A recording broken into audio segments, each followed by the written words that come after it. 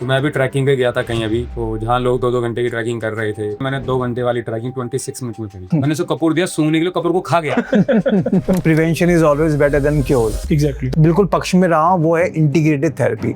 हमारे देश को एक ऐसे सेंटर की जरूरत है जिसमें सारी की सारी थेरेपी इंक्लूडेड थी। अब तक हमने लीवर, किडनी, ये सब चीजें, हार्ट, ये सब चीजें सुनी थी हमने। तो पहले तो मैंने डॉक्टर जी है क्या, ये करता क्या है, ऑर्गन का ही काम नहीं इसको ऑर्गन का नाम ही नहीं पता। इसको पता ही नहीं था बॉडी में ये भी होता है। So awareness is the first medicine. Doctor कहना था नहीं होगा ठीक, डॉक्टर तो क्लियर बोल देता कि मैं यहाँ बैठा बैठा भी आयरलैंड के अंदर बैठे हुए आदमी की जो परेशानी है उससे अपने आप को रिलेट कर सकता हूँ। कुछ लोग मुझे यूएस के मिले, कुछ लोग मुझे टर्की के मिले। आदमी कैल्शियम के साथ आयरन खा लेता है, तो उनको ये नहीं समझ में आता कैल्शियम और आयरन आपस में कॉन्ट्राडिक्ट करते हैं। दोस्तों, आज के पॉडकास्ट में मेरे जो गेस्ट हैं वो मेरे बड़े भाई भी हैं, मेरे दोस्त भी हैं, मेरे मेंटर भी हैं। लेकिन उससे बड़ी बात ये है कि ये उनकी जर्नी की कहानी है, और ये जर्नी सिर्फ एक इंस्पिरेशन की नहीं है, ये उनकी रिडेम्पशन की है। कैसे उन्होंने एक दूसरे का साथ दिया, एक ऐसे मोमेंट पे साथ दिया जहां पे वो टूट चुके थे या हार चुके थे, और उसके बाद वो ऐसे स्टैंड करते हैं कि लोग देखते रह जाते हैं। तो ये मेरे मेंटर इसलिए भी हैं क्योंकि दोस्तों, मेंटर मैं उसे समझता हूँ जो सिर्फ ज्ञान ना दे, उस ज्ञान को अपनी लाइफ में इंप्लीमेंट करे, एक रिजल्ट लेके आए और फिर लोगों को बताए कि देखो ऐसे सॉल्यूशन मिल सकता है। तो आइए मैं आपको अपने आज के गेस्ट से मिलवाता हूं। वेलकम सुमित भैया, वेलकम अभिषेक भैया। तो यही आज पॉडकास्ट का मेरा एजेंडा था कि लोगों के पास चैलेंजेस बहुत हैं, आए दिन कोई ना कोई चैलेंजेस, सबके अपने चैलेंजेस। मुझे अपने चैलेंजेस बड़े लगते हैं, मेरे साथ वाले को उसके चैलेंजेस बड़े लगते हैं। तो ऐसे ही मैं आपको देखता हूँ कि आप मेरे काफी टाइम से दोनों मेंटर्स हैं, और काफी टाइम से मैं आपको देखता हूँ कि चैलेंजेस आपकी लाइफ में भी आए। हर चीज एकदम आसानी से नहीं मिली, लेकिन वो चैलेंजेस को आपके किस माइंडसेट से आपको वो अवेकनिंग हुई कि नहीं यार, मेरा जो माइंडसेट था ना वो गलत था, अब मैंने कुछ अपने लिए करना है, अब माइंडसेट चेंज करना है, क्योंकि सबसे पहले माइंडसेट चेंज होगा तभी कोई और काम भी हम चेंज कर पाएंगे। तो भैया आप में से कोई भी पहले बताइए कि कैसे वो अवेकनिंग आई या बदलाव आया। तो ये जो शुरुआत हमने, सबसे पहले तो हम अपने बारे में थोड़ा थोड़ा बताना चाहेंगे। मेरा नाम अभिषेक है। मैं बेसिकली रहता दिल्ली में ही हूँ, लेकिन मैं बिलोंग करता हूँ मेरठ से। मेरठ का एक छोटा सा गांव है, वहाँ से बिलोंग करता हूँ। तो जर्नी वैसी रही जैसे एक आम इंसान की रहती है, जैसे मतलब एक नौजवान की रहती है, वैसी हमारी जर्नी रही। हम रास्ता भी भटके, बहुत सारी चीज़ें ऐसी मतलब हमें दिखी, चकाचौंध हुई आंखों में कि बहुत सारा भटकाव हमारे जीवन में आया। ऐसा नहीं कि हमारा भटकाव नहीं आया। जो लोग हमें जानते हैं वो जानते हैं कि हम हर एक राह से गुजरे हुए इंसान हैं। हमने हर चीज़ का अनुभव किया अपने जीवन के अंदर, और उस अनुभव के बाद हम आज ये बात जानते हैं कि ये सब कुछ भी नहीं है। जो मतलब आप इस बात को इस तरीके से समझने की कोशिश कीजिए कि इतना जितना भी अनुभव हमने अपने इस पूरे के पूरे जर्नी में किया है, वो अनुभव इस समय आके कुछ भी मैटर नहीं करता। आपको हर दिन एक नई परिस्थिति से गुजरना पड़ता है। Every day is a different day, जैसे इंग्लिश में कहावत भी है, every day is a different day. So उसी एक प्रिंसिपल को हम फॉलो कर रहे हैं। अवेकनिंग मुझे लगता है सबसे बड़ा योगदान सुमित का रहा उस अवेकनिंग के अंदर, क्योंकि अपनी लाइफस्टाइल की वजह से, अपने रूटीन की वजह से, एक्चुअली मैं एक नाइट शिफ्ट के अंदर काम करता था। एक मेरा प्रोफेशन जो था वो नाइट शिफ्ट का था, जिसकी वजह से मैं अपनी शरीर पे बिल्कुल ध्यान नहीं देता था। मतलब आप समझिए, एक आदमी का सर्केडियन रिदम होता है, मैं उससे भटकाव में था। मेरा काफ़ी समय तक मैंने अपना जो कल्चर था पूरा का पूरा नाइट लाइफ का कल्चर ही था मेरा, रात को जगना दिन में सोना। तो बॉडी की बिल्कुल भी परवाह नहीं थी। शरीर एक कूड़ेदान हो गया था, मैं कुछ भी डालता था मुंह के अंदर, और कोई समय भी नहीं था खाने पीने का, ना कोई समय था बाकी पूरी दिनचर्या करने का। लेकिन जब मेरे साथ एक त्रासदी हुई, उस त्रासदी के बाद मैंने अपने जीवन में कितना घटनाक्रम पूरा का पूरा चेंज किया, और उस पूरे चेंज को करना सबसे बड़ी बात नहीं, चेंज करना सबसे बड़ी बात है। वो इंस्पिरेशन मुझे कहाँ से मिला कि मुझे चेंज करना है अपने आप को। अदरवाइज शायद मैं अभी जो आपके सामने बैठा हुआ हूँ ऐसी हालात में होता कि शायद मैं उसके बारे में जिक्र भी नहीं करना चाहता। तो उसके अंदर मेरे को एक बहुत ज़्यादा योगदान अगर किसी इंसान का मिला तो वो मेरे साथ बैठा हुआ है। मेरी पूरी जर्नी के अंदर उसने मेरा पूरा योगदान दिया। और अगर मुझे अपने लाइफ के अंदर कुछ भी ऐसी दिक्कत थी, तो मैं आदमी क्या होता है अपने परिवार से सारी चीज़ें शेयर नहीं कर पाता, लेकिन मेरे पास सुमित था, तो मैं अपनी सारी जितनी भी परेशानी होती थी या जितनी भी दिक्कतें होती थी, जो भी मैं अपनी मतलब बीमारी से जूझ रहा था, मैंने सुमित से शेयर करता था। और सुमित मेरे अंदर एक हौसला बांधता था कि अभिषेक, मतलब उस समय सुमित के पास उतनी ज़्यादा नॉलेज नहीं थी, समझिए इस बात को, उस समय सुमित के पास इतनी ज़्यादा नॉलेज नहीं थी, लेकिन फिर भी इसने मेरा बहुत भरोसा बांधा। एक समय ऐसा था कि मैं स्टेरॉइड पे था, मेरे जो डिसऑर्डर था वो ऑटोइम्यून डिसऑर्डर था। तो बेसिकली डॉक्टर्स में मैं जो फर्स्ट लाइन ऑफ ट्रीटमेंट होती है वो डॉक्टर्स की होती है। तो मैं उनके पास गया तो उन्होंने मेरे को स्टेरॉइड्स पे रख दिया। और स्टेरॉइड में आप समझते हैं कितने तरह के साइड इफ़ेक्ट्स होते हैं। तो पहली बार जब सुमित ने मुझे देखा तो वो देखते ही एकदम उसने मुझको बोला कि अभिषेक, अभी जो तू राह पे है ना, इसको बदलना पड़ेगा, अदरवाइज़ ये जो तेरे को लेके जाएगी ना जगह, वो अच्छी जगह नहीं है। फिर मैंने थोड़ा अध्ययन किया, मैंने सुमित से थोड़ी सलाह ली, मैंने परिवार में थोड़ी सलाह ली, फिर एक निष्कर्ष निकल के आया कि मैं अपनी जीवन शैली को बदलाव कहीं से शुरू करूं। एक जगह हम गए, रिट्रीट था, योग रिट्रीट था बेसिकली। मैंने वहाँ पे सुमित की सहायता से अपना प्रवेश किया, मतलब सुमित ने ही वहाँ पे मेरे को छोड़ के भी सुमित ही आया वहाँ पे। तो मैं वहाँ पे रहा, तो 1 महीने तक मैं वहाँ पे रहा। उसमें सुमित ने मेरा पूरा का पूरा सहयोग किया। बीच में ऐसे उतार चढ़ाव भी आएगा। सुमित से मैंने 1 घंटे बात करी फ़ोन पे और मुझे उसने बहुत ज़्यादा मोटिवेट किया कि अभिषेक, कोई बात नहीं, जो तुम कर सकते हो वो तुम करो, बाकी तुम्हारे हाथ में है नहीं, जितना तुम्हारे हाथ में है तुम उस अपने प्रयास को पूरा सफलतापूर्वक करो, उसके बाद जो होगा हम सब तुम्हारे साथ हैं, हम बैठे हुए हैं। तो यही बेसिकली पूरी की पूरी मेरी जर्नी रही है। इसके बारे में हम और खोलेंगे, तरबतर खोलते रहेंगे। अभी आपको सुमित बताएंगे कि पूरी प्रोसेस क्या थी। सुमित भैया, आपसे मैं कुछ जानना चाहूँगा। जैसे कि एक किसी भी इंसान की 25 से 35 की एक एज होती है जहाँ पे वो सोचता है कि यार मुझे करियर ओरिएंटेड सोचना है, अपने करियर को लेके आगे बढ़ना है। तो आज की जनरेशन में जैसे आपने देखा दिनचर्या कैसा हो रखा है इंसान का, क्या खा पी रहे हैं, कैसे चल रहे हैं, काम में ही फोकस्ड हैं। तो 25 से 35 की एज में ना हम अपनी हेल्थ को भूल जाते हैं। तो वहाँ आप कैसे आप स्टैंड लेते हो कि आपने भैया को देखा उस एज में, उसी एज में आप भी थे, और जहां आप अपने काम पे इतना फोकस हो गए कि हेल्थ को पीछे छोड़ दिया, और फिर उस दौरान आपने भैया को भी सपोर्ट किया। पहली बात तो 25-35 नहीं, अगर तुम हेल्थ की बात करो तो आज की जनरेशन 18 साल 16 साल से ही हेल्थ को लेके भूल जा रही है, और कैरियर को लेके भी नहीं है इतना फोकस। 25 साल तक जो कैरियर सोचेगा वो बहुत लेट हो चुका है। मेरा तो ये मानना है कि चाहे हो कभी भी, जो भी आप चाहते हो, जो भी आपका एम है, चाहे किसी का नौकरी का एम है, जैसे किसी को अफसर बनना है तो उसे 12th से ही तैयारी करनी पड़ेगी ना। अगर 25 से सोचेगा मुझे IAS अफसर बनना है, IPS बनना है, या इंजीनियर बनना है, डॉक्टर बनना है, तो 25 तो बहुत लेट है। 25 लाके सोचना, चाहे हेल्थ है चाहे वेल्थ है, कुछ भी है, 25 इज टू लेट मेरे हिसाब से।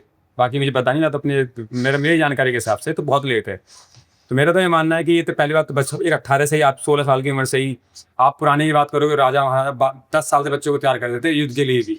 मतलब वो ये कि इससे पहले तक कोई ऐसा होता है ना कि हमारी या तो पेरेंट्स हैं या कोई गार्जियन है जो हमें उस चीज को समझा रहा है। हमारी थोड़ी सी हमारी प्रॉब्लम रही है, हम इंडियंस की प्रॉब्लम रही है कि हमने बच्चों को घर से निकलने तक 12th के बाद भी उसे छोड़ने आते हैं स्कूल। आज भी कुछ फैमिली, अभी मैं बता रहा हूँ, कल की ही मेरा ही भतीजा, मेरे उसका एडिशन हुआ है को उसका लो कॉलेज, उसको अकेला बच्चा पहली बार बाहर जा, तो उसको छत्तीसगढ़ छोड़ने गए। ओके, उसको अकेला छोड़ना ही नहीं चाह रहे। जब तक तुम किसी को अकेला छोड़ोगे नहीं तो चलेगा कैसे, बढ़ेगा कैसे, समझेगा कैसे? चोट लगेगी नहीं तो पता कैसे चलेगा ये चोट है। तो ये प्रॉब्लम हमारी हम इसकी फैमिली में आधा पीछे हम इस वजह से रहे, डर। तो डर को थोड़ा निकाल के चीजें बढ़नी चाहिए। अब जैसे इसी में एक क्वेश्चन और कि अब इन्हीं सब चीजों से हमें सेल्फ अवेकनिंग होती है कि हमें अपने लिए कोई स्टैंड लेना है। इस चीज के बारे में आप बताइए कि सर भैया कि अपने लिए स्टैंड कैसे लिया जाए, कि अपने लिए सोचें कैसे, कि वो आपकी लाइफ में कैसे आया? तो हमारी लाइफ में तो इसलिए कि हम पे कुछ था नहीं ना, सिंपल सी बात है। और अपने को चाहिए था, क्लियर था, वो पहले ही क्लियर था। अब पढ़ाई में अच्छी नहीं तो इसका तो ये नहीं की चीज़ मिलेगी नहीं। हमने ये भी देखा है कि एक स्पोर्ट्समैन सचिन नहीं पढ़े तो सचिन तेंदुलकर नहीं बन पाएगा, बना वो। तो वो एक हमारे भी कुछ उनको देख के हमारे भी कुछ सपने जागे कि जब वो बन सकता है तो हम क्यों नहीं। हम तो इसे ये नहीं करें सिर्फ मैं, मेरा तो वो मानना है मैं भी कर सकता हूँ। जब आप लोग कोई चीज़ कर सकते हो मैं भी कर सकता हूँ, कोशिश तो कर ही सकता हूँ। तो इसमें ये कह सकते हैं कि ऐसा नहीं है। इसके आपने जो क्वेश्चन करा है, यानी ये तो हो गया करियर ओरिएंटेड अवेकनिंग। अब मुझे आपके हेल्थ वाइज भी पूछना था, जैसे भैया अपनी हेल्थ का बता रहे हैं। हेल्थ को लेकर, देखो हेल्थ को लेकर हम अवेयर नहीं थे बिल्कुल, ये सच है। ना अभिषेक अवेयर था ना मैं अवेयर था, पर कथनी करनी होती है। या अभिषेक को हुआ और अभिषेक को तो मैंने तो सिर्फ एक हौसला ही दिया, मैं तो यही भाई एक दो दोस्त को हौसला ही देता है, बाकी सब तो एंड टू एंड करा इन्होंने ही। पर कहते हैं कि कुछ चीज़ें अच्छे के लिए होती हैं, अगर आज वो ये नहीं करते तो इनके बाद एक चीज़ मुझे हुई, एक डिसीज़ मुझे हुआ था, ओके और वो अगर इन्होंने उस चीज़ पे अपने पे काम नहीं किया होता तो ये मेरे पे भी काम नहीं कर पाते, समझे हो। तो इन्होंने किया, मैंने तो सिर्फ हौसला दिया, इन्होंने उसको किया कि हम एलोपैथिक में शुरू से खिलाफ रहा था, मतलब मुझे पसंद नहीं थे क्योंकि हम देसी, हम लोग गांव तबके से आए हुए लोग हैं आपके उधर, तो हम लोग हमारे घर में मम्मी भी कान में दर्द होता तो सरसों का तेल लाती, तो थोड़ा आयुर्वेद की तरफ ज़्यादा रहते थे, तो ये आयुर्वेद की तरफ बड़े, इनका रिजल्ट अच्छा आया। फिर उन्होंने स्टडी इतनी पढ़ ली, इतनी अपनी जानकारी हासिल कर ली, इतना रिसर्च कर लिया कि मुझे प्रॉब्लम हुई। उससे पहले मैं अवेक नहीं था, क्यों झूठ बोलूं, नहीं था, बिल्कुल अवेक नहीं था। फिर एक ठोकर लगी, कई बार ठोकर अवेक उससे ही आती लगने के बाद ही, तो डॉक्टर के हिसाब से तो डॉक्टर ने हाथ खड़े कर दिए थे, क्योंकि जो चीज़ कोई चीज़ थी अगर वो आपकी रिपोर्ट्स में जो 16 होनी चाहिए एग्जाम्पल से 60 होनी चाहिए, वो मेरी 70,000 थी। ओके मतलब डॉक्टर भी हैरान का। फिर इन्होंने पूरा दिनचर्या बदलवाया मेरा, और मुझे इन पर ट्रस्ट भी था, क्योंकि इन्होंने अपना एक होता है ना कि अब जब अगले ने अपना ठीक किया है, फिर अभिषेक ने इतनी मेहनत करी और इनको मेहनत करते हुए देखा था मैंने, इन्होंने वो चीज़ कर दिखाई जो शायद ना कर पाए वो लोग, वो भी अपने शरीर। सबसे अच्छी बात है कि अपने शरीर के लिए मेहनत करना, जो आजकल लोग नहीं कर रहे हैं। तभी मैं आप दोनों को ही अपना मेंटर भी मानता हूँ, क्योंकि मेंटर मैं उसको मानता हूँ, देखो, जिसने खुद अपनी लाइफ में कुछ सीखा हो, खुद की लाइफ में ही इम्प्लीमेंट किया हो और उसको रिजल्ट आया हो, तब जाके वो लोगों को भी ज्ञान दे। वरना ज्ञान देने वाले आज की डेट में बहुत हैं। ज्ञान देने वाले आजकल सोशल मीडिया देख के ज्ञान दे रहे हैं। हम तो उसे भोगी कह लो या समय कह लो, मैं तो कह, लेकिन मैं तो समय को बहुत अच्छा मानता हूँ। अगर ये चीज़ नहीं होती तो शायद हम भी इतना बदलाव नहीं आया। तो मैं तो कह रहा हूँ वो डिजीज बहुत अच्छा हुआ। मेरा अपने मैं इलाज का बताऊंगा, चाहे वो कैरियर ओरिएंटेड हो, चाहे वो हेल्थ ओरिएंटेड हो, मेरे साथ जो हुआ मैं तो उसको बहुत अच्छा मानता हूँ, क्योंकि ठोकर के बाद ही आपको जागते हो, और वो जागना बहुत जरूरी है। जिसको ठोकर ही नहीं लगी वो जागेगा ही नहीं, और जो जागा नहीं तो पता है क्या। ट्रू यार, ट्रू। तो अभी आप दोनों अपने आप को मतलब कितना फिट बताते हैं कि आपने जितना भी जो भी प्रैक्टिस की उसके अकॉर्डिंग अभी आप कितने मैं तो फिट? अपने आपको 100% फिट मानता हूँ, क्योंकि ना कोई मेडिसिन खा रहा हूँ, ना मैं किसी मेडिसिन पे हूँ, ना मैं खाने की सोचता हूँ। इनफैक्ट अभिषेक भाई की मदद से कुछ भी जानकारी होती है मैं इनकी हेल्प लेता हूँ, क्योंकि इन्होंने बहुत अच्छी रिसर्च कर रहा है कि आयुर्वेद को लेकर, या आयुर्वेद कह लो या खान पान है, कुल मिला के खान पान। तो बस ये इन्होंने आज तक मुझे कोई दवाई नहीं बताई, इन्होंने बोला दिनचर्या चेंज करो, खान पान चेंज करो, ये डाइट ले लो। सिर्फ डाइट से ही ठीक करवाया इन्होंने मुझे, सिर्फ डाइट से, और थोड़ा 20% योगा मान लो आप, लेकिन 80% काम इन्होंने डाइट से करवाया। और इतना असर है कि अभी मैं कहीं गया था, तो अभी लास्ट टाइम से योगा भी मेरा कम है। मैं था आपको दिनचर्या बिगड़ा हुआ थोड़ा सा तो योगा को कम हो रहा है। तो मैं अभी ट्रैकिंग पे गया था कहीं अभी, तो जहाँ लोग 2-2 घंटे की ट्रैकिंग कर रहे थे, मुझे नहीं पता था डाइट कितना फर्क है। मैंने 2 घंटे वाली ट्रैकिंग 26 मिनट में करी, देख रहे हैं आप? 26 मिनट में। और जबकि मैं रोज वॉक नहीं कर रहा हूँ, मैं रोज जिम नहीं कर रहा हूँ, मैं योगा भी नहीं कर रहा हूँ, कुछ नहीं कर रहा हूँ, ये मुझे नहीं पता। अब इसे या तो गोले की शक्ति कह रहा हूँ, हम किसी रसंग ले गए थे, या बॉडी का स्टेमिना कह रहे हो। वहाँ का लोकल बंदा हैरान था, तो मुझे तब पता चला कि हाँ टाइम। फिर जब मैं उतर रहा था, मेरे वापसी में थे, तो मैंने अच्छे खासे फिट लोग देखे, नई जनरेशन के 25-26 साल के बॉडी बिल्डर जिम वाले लड़के, उनकी जीभ बाहर निकली हुई थी, हाँफ हो रहे थे, बैठ गए थे। मैंने को कपूर की गोली दी तो वो इतना, उसका दिमाग काम ही नहीं कर रहा, मैंने उसको कपूर दिया सूंघने के लिए, कपूर को खा गया। तो वो एक्चुअली उसे पता है कपूर है, उसे भी पता है नहीं खाते हैं, पर उसका बॉडी इतनी थक गई उसकी, जब आदमी फूल रहा है तो उसकी बॉडी इतनी थक गई, उसे समझ ही नहीं आया, क्योंकि माइंड उस टाइम काम नहीं कर पाया, तो कपूर को खा गया। तो और वो जिम करने वाले जिनके बाइसेप्स है वो इतनी बढ़िया बाइसेप्स बने हुए थे कि हम जो लोगों के सपने होते हैं उनकी हालत खराब थी। अब लगाओ ये सिर्फ डाइट का। यहाँ पे मैं एक बात बोलना चाहूँगा, सुमित ने जो बात बोली उसके अंदर मैं एक एड ऑन देना चाहूँगा। वो एड ऑन ये है कि हमारे पिताजी हैं, हमारे ताऊ जी हैं, या हमारे दादाजी थे, या जितने भी मैंने अपनी उस जनरेशन के, सुमित के पिताजी, आपके पिताजी होंगे, मैंने उनको कभी एक्सरसाइज करते हुए नहीं देखा। मैंने कभी उनको अपनी ऐसा, मतलब योग कर लेते हैं वो थोड़ा, लेकिन ऐसा नहीं कि मैंने कोई हार्ड लेबर एक्सरसाइज करते हुए देखा हो, या कि उन्होंने वे पुलिंग करी हो, वे लिफ्टिंग करी हो। मैं ये नहीं कह रहा हूँ कि ख़राब है, मैं सिर्फ इतना कह रहा हूँ कि मैंने उनको कभी देखा नहीं है, और मैंने अपने परिवार में उनसे ज़्यादा फिट आदमी को देखा नहीं है। हम थक जाते हैं, लेकिन वो नहीं थकते। मेरे भाई लोग आज भी खेती करते हैं गाँव के अंदर, समझ रहे हैं आप, खेती करते हैं। उनका कोई जिम से कोई मतलब नहीं, किसी भी चीज़ से कोई मतलब नहीं है, लेकिन उनके स्टेमिना को अगर आज का कोई भी जिम गोवर है, या कोई भी मतलब किसी भी तरह का मतलब वो काम कर रहा है, किसी भी तरह का एक्सरसाइज कर रहा है, अगर वो उनके एंड्योरेंस को बीट करके दिखाया तब मैं मारूं। मैंने उनको सुबह से लेकर शाम तक खेतों में काम करते हुए देखा है, समझ रहे हैं।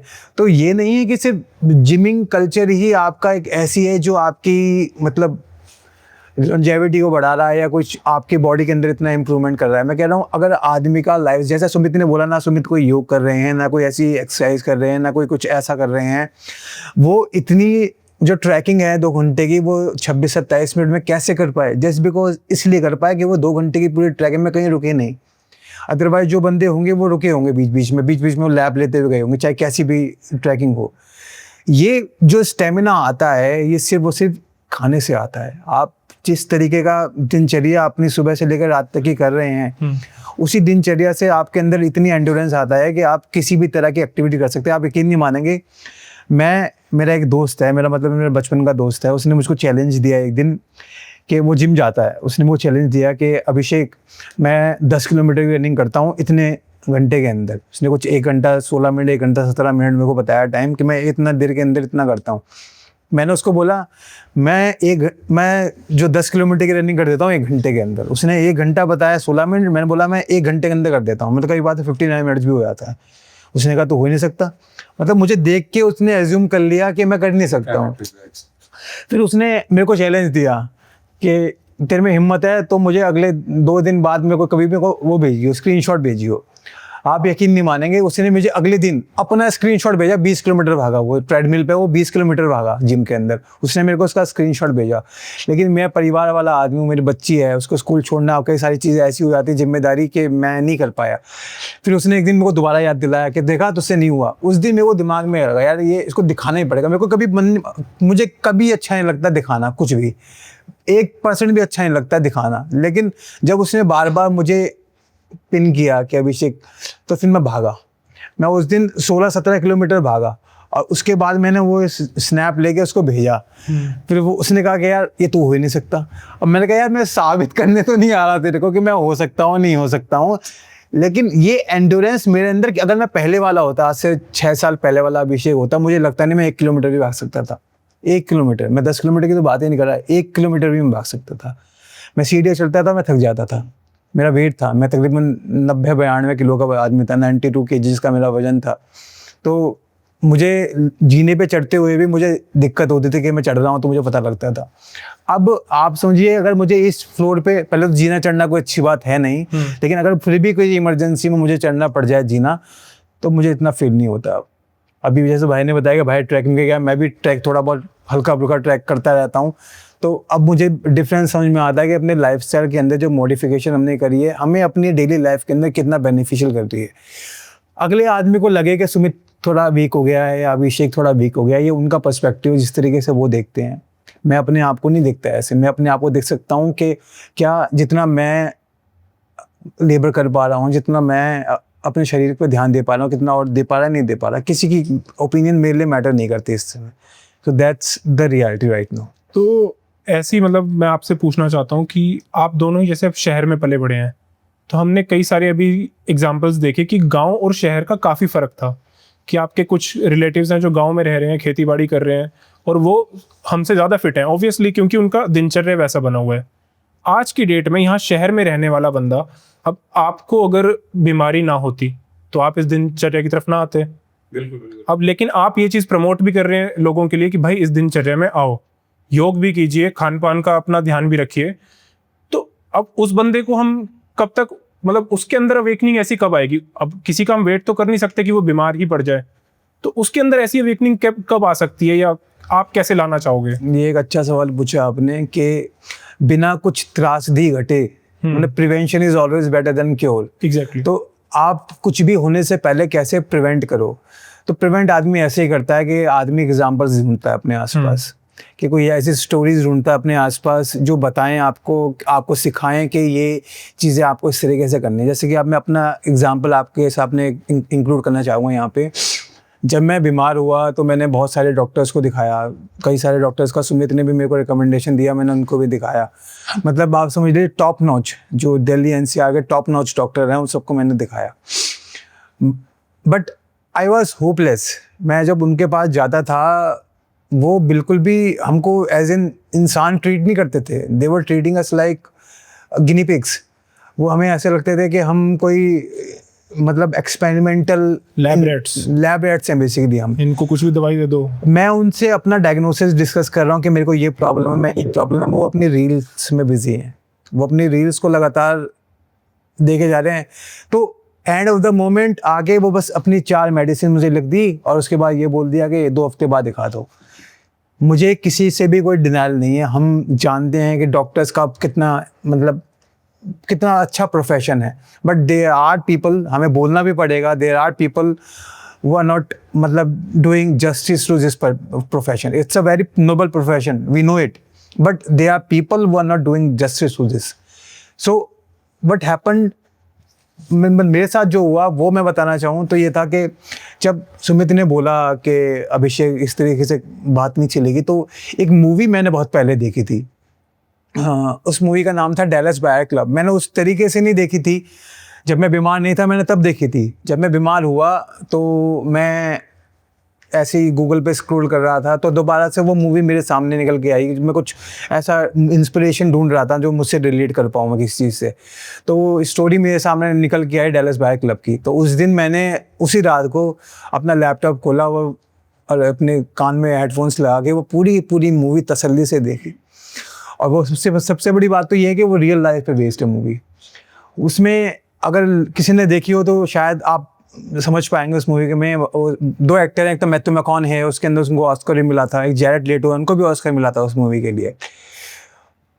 उसके अंदर एक कहानी है जिसके अंदर एक इंसान को HIV हो जाता है। और उसके बाद उस HIV पेशेंट को डॉक्टर्स एक बता देते हैं कि तुम्हारी ज़िंदगी इतने समय की है, लेकिन वो क्या करता है, वो अपनी रिसर्चेस पे बेस्ड हो जाता है। वो क्या करता है, कहीं लाइब्रेरी में घुसेगा, वहाँ पढ़ने लगता है कि इसका क्या कुछ हो सकता है। कुछ उसके ऐसे मतलब दोस्त होते हैं, कुछ ऐसे कॉलीग्स होते हैं जिनके ज़रिए वो किसी हॉस्पिटल के अंदर हो रही रिसर्चेस को पढ़ने लगता है। ये इस समय हमारे पास तो बड़ी सुविधाएं हैं, हम अपने ChatGPT से, हम परप्लेक्सिटी से, जेमिनी से कुछ भी अपनी थीसिस पूछ सकते हैं, रिसर्चेस पूछ सकते हैं, जर्नल पूछ सकते हैं। लेकिन उस समय उसके पास कुछ भी सहूलियत नहीं थी।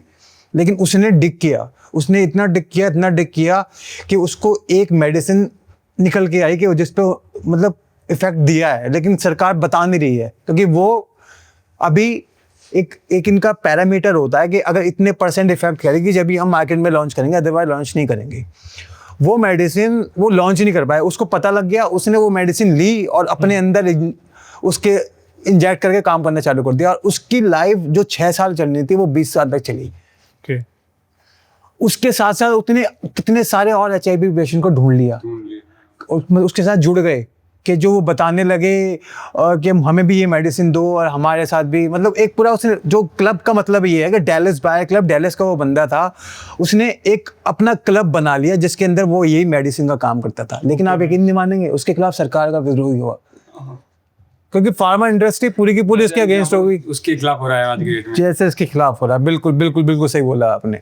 तो ये मेरे को जैसे वो मूवी देखी मेरे को ये आया इंस्पिरेशन, जब इसके सामने कोई सुविधाएं नहीं थी और इसने इतना कुछ किया और सच्ची कहानी पे बेस्ड मूवी थी। मैंने कहा मेरे पास इतना सारा मीडियम है पढ़ने के लिए, इतना सारा मीडियम है देखने के लिए, तो मैं घुसता गया अपनी बीमारी से लेकर A to Z her organ के बारे में जितना पढ़ सकता था मैंने पढ़ा। मैंने रिसर्चेस पढ़ी, मैंने जर्नल्स पढ़े, आप यकीन नहीं मानेंगे मैंने 80 पेजों के पूरी के पूरे थीसिस पढ़े। एक तो ये था कि मतलब आयुर्वेद के भी पढ़े कि आयुर्वेद किस तरीके से इम्पैक्ट करती है। अब आजकल लोग डिनाइल में हैं कि आयुर्वेद कुछ काम नहीं करते। देयर आर सर्टेन मेडिसिन्स वो वर्क्स वंडर, आप देखेंगे तो वो वंडरफुल काम करती हैं, मतलब हर बीमारी के ऊपर, लीवर के ऊपर, किडनी के ऊपर, बहुत सारी ऐसी बीमारी वो हैं मेडिसिन आयुर्वेद की जो बहुत अच्छा काम करती हैं।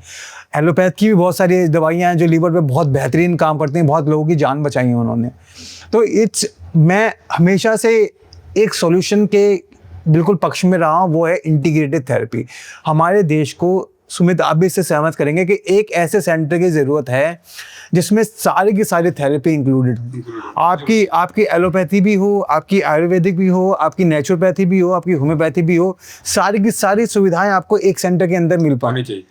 चाहे वो कोई प्राइवेटाइजेशन करे, चाहे वो गवर्नमेंट करे, लेकिन एक ऐसी मूवमेंट होनी चाहिए जिसके अंदर मतलब आदमी क्या होता है, कई बार मुझे आपसे इफेक्ट पड़ जाएगा, आपकी बात सुन के इफेक्ट पड़ जाएगा, कभी इनकी बातें सुन के इफेक्ट पड़ जाएगा, तो थोड़ी सी तो मतलब एनहांसमेंट होनी चाहिए सर्कल के अंदर। मैं बस इतना ही सरकार को भी कन्वे करना चाहता हूँ, और जो भी अगर कोई सुन पा रहा है तो ये एक मेरा सुझाव है, और जो मैं चाहता हूँ अगर मैं उस लायक होता तो शायद मैं इस चीज़ के ऊपर ज़रूर काम करता। तो ये इंटीग्रेटेड थेरेपी की मैं बात करना चाहूँगा, क्योंकि ये आपका, जैसे हर एक इंसान का एक अपना इंटीग्रेटेड कोर्स मान लो, है ना, मैं अपना खुद भी बना सकता हूँ अगर मुझे उस चीज़ की नॉलेज हो तो आपने वो चीज़ें खुद इम्प्लीमेंट करी, खुद सीखी, उसका रिजल्ट आया, और वो चीज़ आपने शेयर करी धामा भैया के साथ। भैया आपका क्या वो रिजल्ट रहा? ठीक है, आपको एक इंटीग्रेटेड मेथड ऐसा मिला जो कहीं पे लिखित में नहीं था, लिखित में ज़रूर था लेकिन उस पार्ट्स में, कहीं पे एलोपैथी में, कहीं पे आयुर्वेद में, कहीं किसी का पर्सनल एग्जाम्पल, और वो चीज़ आपको एक पूरा इकट्ठा मिल गया अभिषेक भैया के थ्रू। जो मुझे हुआ उसका तो पहले मैंने नाम ही नहीं सुना था, सच बताऊं तो। अच्छा। समझो, मतलब मैंने अब तक हमने लीवर, किडनी, ये सब चीज़ें, हार्ट, ये सब चीज़ें सुनी थी हमने, तो इतनी कोई हमने डॉक्टरी करी नहीं थी कि हम ऑर्गेनिक ऑर्गन्स के बारे में पढ़ा हो या हम सुना भी हो। इन पे पढ़ना छोड़ो, सुना भी नहीं था। तो पहले तो मैंने डॉक्टर जी है क्या, ये करता क्या है, इसका काम क्या है इस ऑर्गन्स का। ऑर्गन का ही काम नहीं था। इसको ऑर्गन का नाम ही नहीं पता था, इसको पता ही नहीं था बॉडी में ये भी होता है। मैंने जब उसने मुझे आपका ये, इसमें ये प्रॉब्लम आई, मैं ये है क्या, करता क्या है, मैं ये क्या हो गया होता ना। मैं एक बार बोलता लीवर में हुआ है, किडनी में हुआ, हार्ट में हुआ है, कि आप कहीं पेट में कुछ भी ऐसा था ना, ये तो कॉमन है, बाकियों का भी सुना है। ठीक है, मैं ठीक होते हैं, ये क्या है, मैं तो इससे हैरान था, मैं ये क्या चाहिए। फिर होता है, मैं इनसे भी समझा मैंने काम क्या करता है ये। हाँ जी। फिर मैंने काम समझा कि तो ये काम करता है, ऐसे काम करता है। फिर मैं कहा इनोवेला ठीक हो जाएगा 100%। डॉक्टर कहना था नहीं होगा ठीक, डॉक्टर तो क्लियर बोल देता, इनका कहना था ठीक हो जाएगा 100%। बस मैंने तो, मेरा तो पॉजिटिव था इनको लेके, मैं उस राह पे चला भी, और देखो मेहनत तो करी, ऐसा नहीं मैं करनी पड़ी। अगर आप अपने बॉडी का ध्यान नहीं रखोगे तो धीरे धीरे वो और बिगड़ता। मेरा ये मानना है, आज वो वहीं रुका हुआ है, वहीं चाहिए मैं, और मैं हेल्दी भी हूँ, मैं सब खा पी रहा हूँ, घुटना फोड़ रहा हूँ, भाग रहा हूँ। मुझे अपने अंदर आज की डेट में 1% परेशानी नहीं लगती। मैं तो अपने आप को पूरा फिट मानता हूँ। जब आदमी चल रहा है, फिर रहा, थक नहीं रहा, फिट ही है, खा रहा पी रहा, टाइम से सो रहा है, कोई मैं तो फिट ही मानूंगा, ऐसी कोई दिक्कत है ही नहीं। तो जैसे अभिषेक भैया को एक मूवी ने राह दिखाई, एक मूवी ने इंस्पायर किया, तो आपकी लाइफ में ऐसा कौन सा मोमेंट था जिसने आपको इंस्पायर किया कि अब यार, अब लाइफ में कुछ अपने लिए करते हैं, या अब हेल्थ में मैं इतना डाउन हो गया हूँ कि अब मुझे इस चीज पे कुछ काम करना है? मैं इंस्पायर तो जब मुझे कहा था मुझे हुआ, तो सबसे पहले तो हॉस्पिटल एडमिट हुआ, हॉस्पिटल ने ट्राई दिया, फिर मैं इनके पास आया। तो क्या करना है, इन लोग ऐसे चलते हैं कहीं, पहले चीज़ों को सीखते हैं, खान पान, योगा, डाइट। तो इनके साथ हम कहीं जंगल में चले गए थे 8-10 दिन के लिए, और इनसे मैं इंस्पायर था ही, क्योंकि इन्होंने अपने आप को उस पर काम किया था, अपनी बॉडी पे काम किया था। अब जैसे इन्होंने बताया था अभी कि सबसे पहले जो अपने, जैसे आपने ही बोला था कि ज्ञान तो बहुत देते हैं, लेकिन जिसने अपने भी किया हो उसका समझ में आता, तो इन्होंने अपने भी किया था। तो मैं तो इनका ज्ञान ही सबसे बेस्ट ज्ञान मानूंगा, तो उस पर चला भी मैं। तो मैं इंस्पायर इनको देखते ही हुआ था। तो अभिषेक भैया ये आपकी रे ऑफ होप थे। हाँ, मेरा तो यही था, मैंने कोई ऐसी मूवी नहीं देखी, मैंने तो नहीं था, मैं तो अपने काम पूरे दिन काम में लगे रहते थे, कि इनको देख के वाकई में इंस्पायर था।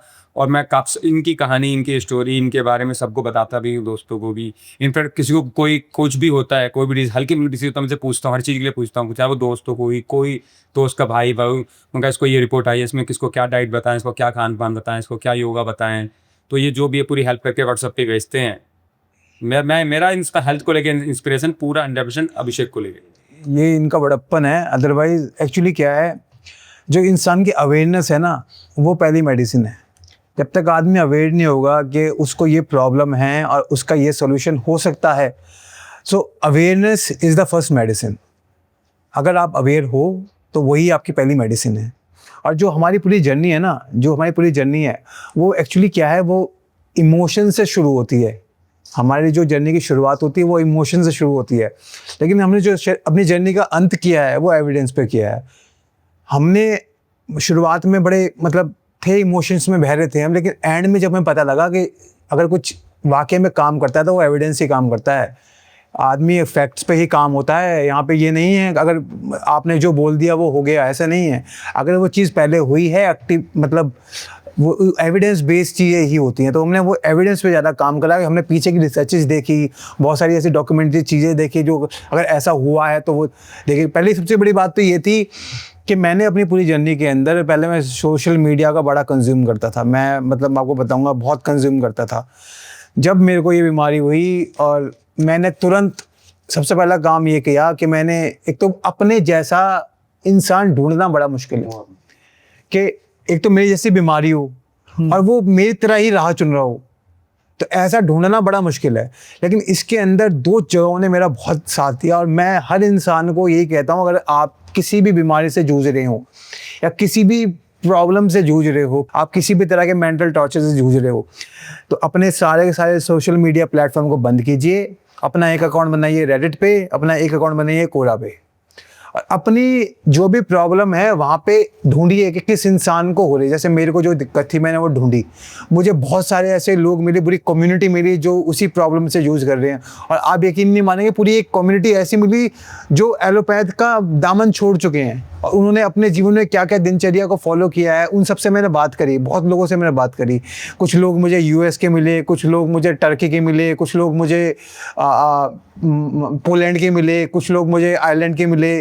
तो मतलब अलग अलग देश के मुझे कई सारे ऐसे लोग मिले जो सेम बीमारी से जूझ रहे हैं। उनका हेल्थ केयर सिस्टम अलग है, मेरा हेल्थ केयर सिस्टम अलग है। जितना मैं जानता था मैंने उनको बताया, जितना उनके नॉलेज थी उन्होंने मुझे बताया। तो ये सारी की सारी जो एनहांसमेंट है, क्योंकि मैं अपने जैसा जो आदमी था वो ढूंढ नहीं पा रहा था, सबसे अच्छा मीडियम मुझे यही लगा। और मैं अपने आप को ब्लेस्ड मानता हूँ इन चीज़ को लेकर कि हमारे पास ये मीडियम्स हैं कि मैं यहाँ बैठा बैठा भी आयरलैंड के अंदर बैठे हुए आदमी की जो परेशानी है उससे अपने आप को रिलेट कर सकता हूँ। अदरवाइज मैं कैसे कर सकता हूँ? मेरे पास तो सुमित का एग्जांपल है बस। सुविधा थी, इतनी सुविधा तभी यहाँ तक पहुँच पाए। बिल्कुल बिल्कुल बिल्कुल। तो मैं तो खुश, मैं अपने आप को कहता हूँ कि आप यकीन नहीं मानेंगे, एक समय ऐसा था हम सबके जीवन में कि नॉलेज का बड़ा अभाव था। अमन आप भी इस बात से एग्री करेंगे कि नॉलेज का कितना अभाव था। आज एआई की वजह से कम हमारा वो अभाव तो खत्म हुआ है। आपको किसी भी चीज़ की नॉलेज चाहिए, किसी भी चीज़ की नॉलेज चाहिए आपको, वो इतनी ईजीली अवेलेबल है कि मतलब इससे ज़्यादा ईजी कुछ नहीं हो सकता। डॉक्टर्स क्या होता है, उनके पास टाइम नहीं होता, उनके पास बहुत सारे पेशेंट्स होते हैं। आप उनसे रिकमेंडेशन लेके आइए, आप उनसे अपनी दवाइयों को लिख के लेके आइए कि उन्होंने जो भी दवाई लिखी है, लेकिन आप कम से कम उन दवाइयों को देखिए तो सही। अब क्या होता है, आदमी कैल्शियम के साथ आयरन खा लेता है, तो उनको ये नहीं समझ में आता कैल्शियम और आयरन आपस में कॉन्ट्राडिक्ट करते हैं। आप साथ में लेंगे तो वो दिक्कत करेंगे, वो आपके डाइजेशन सिस्टम में दिक्कत करेंगे। तो आप कोई दवाई लेने से पहले ये सोचिए कि ये मेरे शरीर में आगे किस तरीके से काम कर रही है, किस तरीके से डाइल्यूट होती है, कहाँ जाके ये डिकम्पोज होती है, क्या होता है इसके साथ में। आप जैसे जैसे उस दवाई को एक्सप्लोर करते जाएंगे आपको समझ में आता जाएगा कि आपकी बॉडी किस तरीके से रिएक्ट कर रही है। तो यही एक चीज़, बहुत बड़ी चीज़ है ये कि एलोपैथी के ऊपर ये बहुत बड़ा डिबेटेबल टॉपिक है। 3-4 बार एलोपैथी का नाम आया है। ये एलोपैथी की एक बहुत बड़ी पॉपुलेशन है जो एलोपैथी को नकारती है साफ सीधे तौर पे कि भाई एलोपैथी नहीं यूज़ करना चाहिए। आप कितना % एग्री करते हैं? देखिए, मैं बिल्कुल नहीं नकारता एलोपैथी को नहीं यूज़ करना चाहिए ना। मैं ये कहता हूँ कि 100% उस पर आश्रित रहना चाहिए। एक बैलेंस होता है, लाइफ बैलेंस पे चलती है। अब इस कमरे के अंदर अभी ऑक्सीजन है, आपका SpO2 लेवल 95 से अबव है, आप सांस ले पा रहे हैं। आपका SpO2 90 से नीचे गिरने लगेगा, आपको पता लगने लगेगा कि ये दिक्कतें होनी चालू हो गई। So it's all about the balance and this is how this universe works. It only works on a balance. तो आपको बैलेंस पे रखना पड़ेगा। कुछ ऐसी बीमारियां हैं उनके लिए एलोपैथ का रिकमेंडेशन बहुत ही नेसेसरी है, but there are certain lifestyle diseases, उसके अंदर एलोपैथ उतना काम नहीं करेगा जितना आपका लाइफस्टाइल काम करेगा। Food is also a medicine, you should treat food as a medicine also. So मैं यही जानता हूँ और यही कहता हूँ, देयर मतलब कुछ बुराई नहीं है। एलोपैथ जितना लोगों के लिए गुडविल कर रहा है, वो दैट्स वी कैन सी, वो हो रहा है, हमने देखा है। But there are people who are getting hurt with these medicine, वो उनको दिक्कत भी हो रही है, वो मतलब नहीं हो पा रहे हैं, साइड इफेक्ट्स इससे ज़्यादा है। अब आप एक सिंपल सी मेडिसिन को उठाइए, आप देखिए कोई सा भी एक सॉल्ट जो सबसे बेसिक हमारे घरों में यूज़ होता है, सबसे बेसिक सॉल्ट वो क्या है? पैरासीटामोल को अब आप सिर्फ इतना कीजिए, गूगल पे जाके डालिए कि what are the side effects और पैरासीटामोल, आपको पता लग जाएगा कि इसके क्या side effect. There is not a single medicine which comes without side effects in allopath. There is not a single medicine, and in Ayurveda there are multiple, and in homeopath there are multiple, but they works differently as compare to the allopath. उनका जो working style है medicine का वो अलग है, और allopath की medicine का जो वर्किंग पैटर्न है वो अलग है। सो it comes with the pros and it comes with the cons. That's the basic characteristic of a medicine, of a allopathic medicine. भैया आप लोगों से मैंने कई बार बात की है, आपने बताया कि हमारे घर में ही इतनी मेडिसिन हैं, हमारे किचन में ही इतनी मेडिसिन हैं कि हमें कहीं बाहर से जाने की ज़रूरत ही नहीं पड़ेगी या बाहर से कोई और मेडिसिन लाने की ज़रूरत ही नहीं पड़ेगी। तो अभिषेक भैया मैं आपसे कुछ ऐसी बीमारियां पूछना चाहूँगा और उनकी दवाइयाँ भी पूछना चाहूँगा कि जो हमें घर पे ही मिल जाए और हमें उसके लिए बाहर जाने की ज़रूरत ना पड़े, हम अपने बच्चों को या फिर बुजुर्गों को एटलीस्ट उन साइड इफ़ेक्ट से बचा पाएँ जो अक्सर एलोपैथी की कई सारी दवाइयों में देखने को मिलता है। देखिए, सबसे बड़ी बात तो ये है कि आजकल जैसे बच्चे होते हैं, छोटे बच्चे, मैं अपने जीवन के अंदर मैं जैसे मेरे बच्चे हैं छोटे, तो मैं उनको जैसे ट्रीट करता हूँ मैं उसी तरीके से आपको बता रहा हूँ। जैसे मेरे बच्चे को अगर लूज मोशन की शिकायत हुई है, छोटा बच्चा है उसको लूज मोशन की शिकायत हुई, तो सबसे पहले आदमी क्या करता है, उसको एंटीबायोटिक्स की तरफ जाता है। उसको मतलब कई सारी ऐसी डोजेस होती हैं जो आपके डिहाइड्रेशन को ख़त्म करती हैं और वो आपको देने की कोशिश करते हैं। बहुत सारे हैवी एंटीबायोटिक्स का यूज़ इसके अंदर हो जाता है, लेकिन मैं फर्स्ट लाइन ऑफ ट्रीटमेंट के अंदर कभी भी एंटीबायोटिक्स नहीं देता हूँ।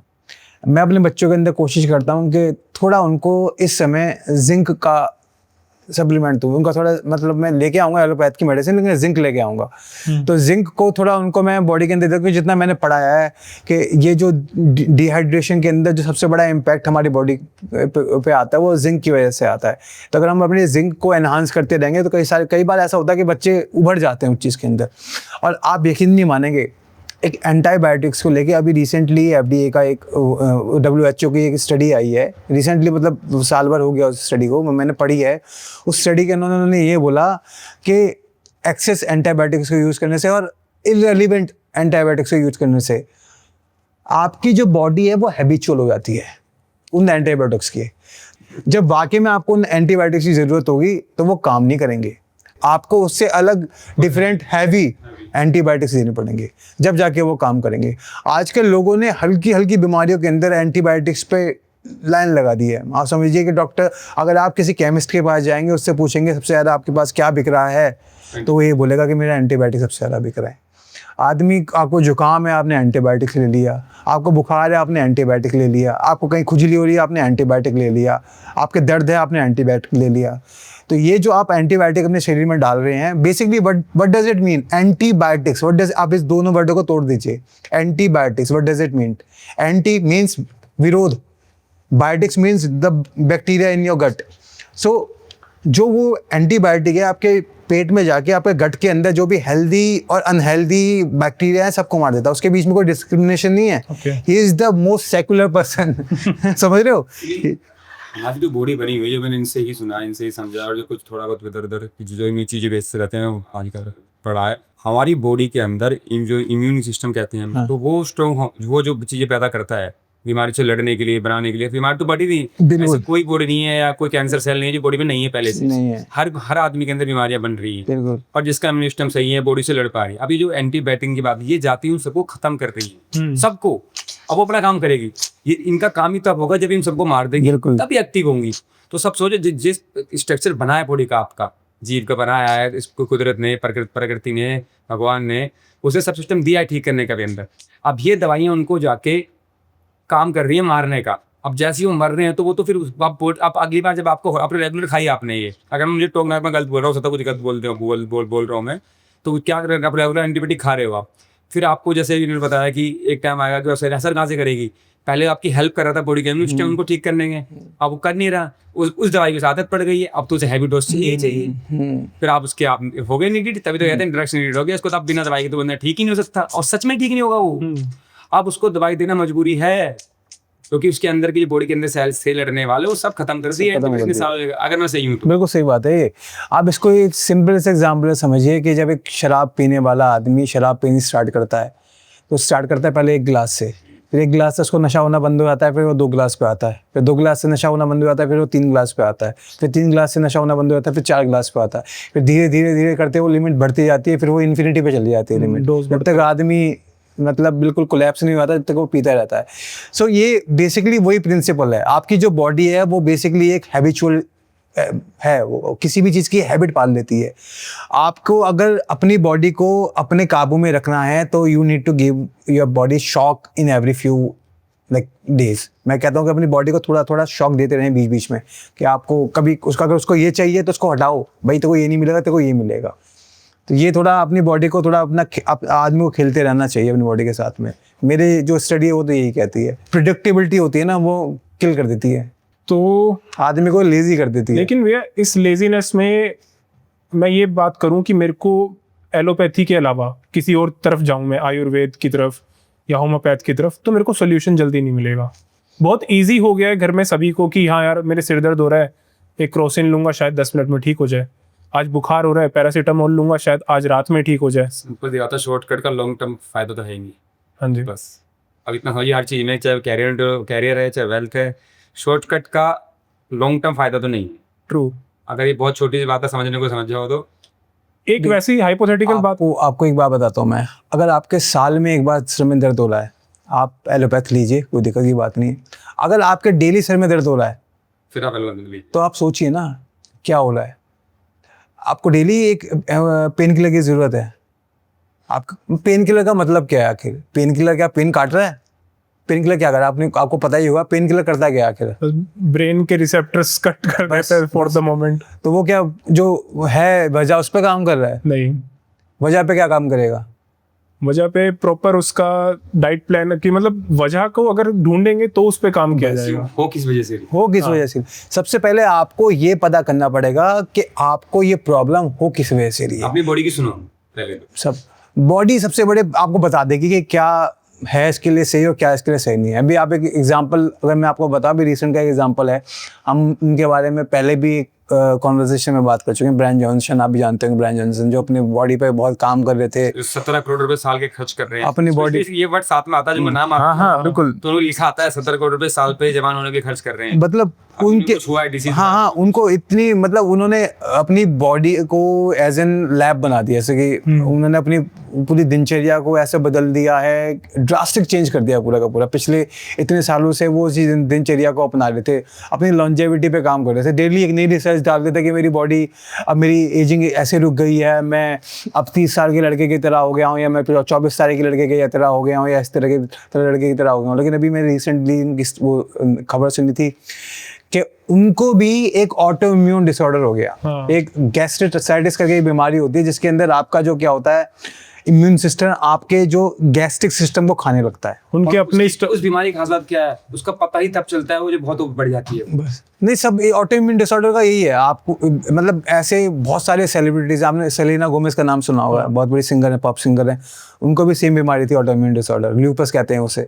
एक एक्टर है हमारी इंडियन, समंथा, उनको भी सेम ऑटो इम्यून डिसऑर्डर है। They are multiple, like Anant Ambani हैं, उनको भी वही ऑटो इम्यून डिसऑर्डर है। सो इट्स कॉमन, लाइक आपको ऑटो इम्यून डिसऑर्डर 10 में से एक आदमी को मिल जाएगा। लेकिन क्या है, लोगों को पता नहीं लगता, लोगों को पता लगता है बहुत आखिर में। तो आखिर में पता होने से पहले, और इसके बारे में पता करना भी बहुत मुश्किल है, किसी रिपोर्ट के अंदर नहीं आएगा। मतलब एक प्रोटीन की जांच होती है, एक प्रोटीन की होती है, उसके अंदर आएगा, लेकिन वो रेगुलर बेसिस बाद में करवाता नहीं है। आदमी अपना रूटीन चेकअप करवाता है, उसके अंदर ये वाला टेस्ट इंक्लूडेड नहीं होता कि अपना ऑटो इम्यून डिसऑर्डर का भी चेक करवाऊँ मैं। तो ये एक चीज़ है जो आदमी को अपने आप, और ये उसके हाथ में नहीं है, ये अनंत अंबानी के हाथ में नहीं था कि वो उस ऑटो इम्यून डिसऑर्डर को उसने अपने आप अपनाया है, क्योंकि उनके पास इतनी सुविधाएं हैं। मुझे लगता नहीं भारत में किसी के पास सुविधाएं होंगी। आप सेलेना गोमेज को ले लीजिए, वो यूएस के ऐसे इन्वायरमेंट में रहती हैं जहाँ पे उनको किसी चीज़ की कमी नहीं है, लेकिन फिर भी वो सेम एक ऑटो इम्यून डिसऑर्डर से जूझ रही हैं।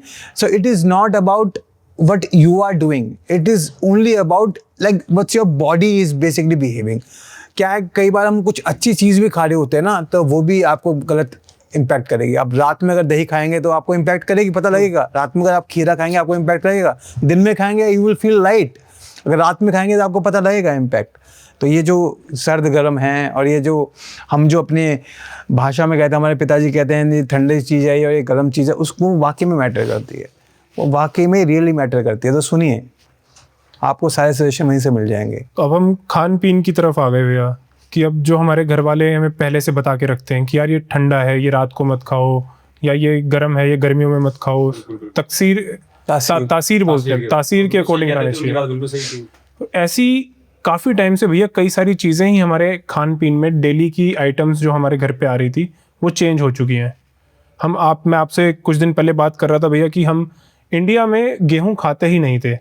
गेहूं पता नहीं कहाँ से आया, क्यों वो हम उगाने लग गए, और बहुत ही ज़्यादा उगाते हैं कि सबसे ज़्यादा आज की डेट में हम आटा गेहूं शायद इंडिया में गेहूं का आटा इंडिया में चल रहा होगा, तो मुझे तो वो भी ख़राब लगता है भैया कि उससे भी कई सारी बीमारियां हो रही होंगी। इससे पहले हम जवार बाजरे इन सब की रोटियां खाते थे।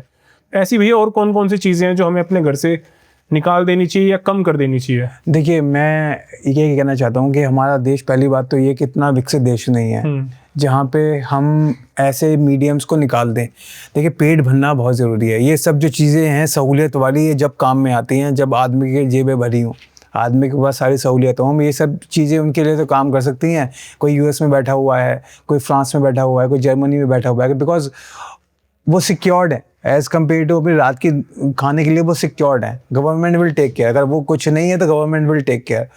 यहाँ पे क्या है, हमारी आधे से ज़्यादा पॉपुलेशन अभी भी मेल न्यूट्रिशन है। समझ रहे हैं आप? हम इस समय एक प्रॉब्लम से नहीं, दो प्रॉब्लम से साथ में जूझ रहे हैं। पहली मेल न्यूट्रिशन, दूसरी ओवर न्यूट्रिशन। जो लोगों को खाना नहीं मिल रहा वो तो बेचारे भूखे मर रहे हैं, समझ रहे हो? और जिनको खाना मिल पा रहा है वो इतना खा रहे हैं कि वो खा के बीमार पड़ रहे हैं। तो जो बैलेंस था वो ख़त्म हो चुका है सोसाइटी से इस समय ये पीक है, पीक। सरकार 80 करोड़ लोगों को राशन भले ही दे रही हो, लेकिन कितने लोगों के पास पहुंच रहा है आप भी जानते हैं, मैं भी जानता हूं। और कितने लोगों को वाकई में उस राशन की नीड है और कितने लोग उस राशन का क्या कर रहे हैं, हम सबको पता है। उस चीज़ छुपी नहीं है, ये सबके सामने जाहिर है। लेकिन इसके ऊपर मतलब अगर बारिश पड़ रही है तो हर जगह पड़ रही है ना, इसका मतलब ये तो नहीं है कि एक जगह पड़ेगी फिर दूसरी जगह नहीं पड़ेगी। तो ये उसी तरीके से काम है। आदमी ये सिक्योरिटी कि हमें ये खाना है और ये फसल, और ये आपके जो आपने बोला कि वीट वाला हिसाब कैसे आया, मेरे को अभी भी याद है। मेरे पिताजी भी बताते हैं कि ये गेहूं हमारे घर में जब बनता था जब कोई मेहमान आता था, गेहूं की रोटी जब बनती थी जब कोई मेहमान आता था। अदरवाइज़ रागी, बाजरा, ज्वार, मक्का, इन सब की रोटियों का सेवन, जौ, इन सब की रोटियों का सेवन करते थे वेदर के हिसाब से। ये तो एक लग्जरी थी, चावल और गेहूं तो एक लग्जरी आइटम था। लेकिन जब से ये ग्रीन रेवोल्यूशन आया, जब देश में भुखमरी हो गई, उसके बाद उन्होंने अफ्रीका से ये सारा का सारा जो बीज, क्योंकि वहाँ पे भी भुखमरी थी, तो वहाँ से ये एक बीज लेके आए जो यहाँ इंडिया में इम्पोर्ट हुआ, जो इतनी ड्रास्टिक चेंज पे उसने कराया जिसकी आप देखेंगे आम गेहूं की रबाई इतनी होती है, उस पर बाल ज़्यादा होगा गेहूं कम होगा, और ये वाले पे गेहूं ज़्यादा होगा और बाल कम होगा। तो ये सबसे ज़्यादा बस जैसे जैसे इसकी क्वांटिटी बढ़ती गई उतना फाइबर कंटेंट कम होता रह गया। मतलब वही चीज़ है कि आज इस रेवोल्यूशन ने रोटी तो हर घर में पहुंचा दी, मगर उसके साथ बीपी, शुगर और ऐसी बीमारियां भी पहुंचा दी जिसका लोगों ने नाम भी नहीं सुना था। क्या मैं सही कह रहा हूँ भैया? बिल्कुल सही कह रहे हैं। आप यकीन नहीं मानेंगे, जब हम बच्चे थे, एक किसी को बुखार होना, हम ये समझते थे यार ये तो आज के तो मज़े आ गए, समझ रहे हैं आप, इसके तो मज़े आ गए, इसको छुट्टी मिल गई अब। उतना रेयर था वो।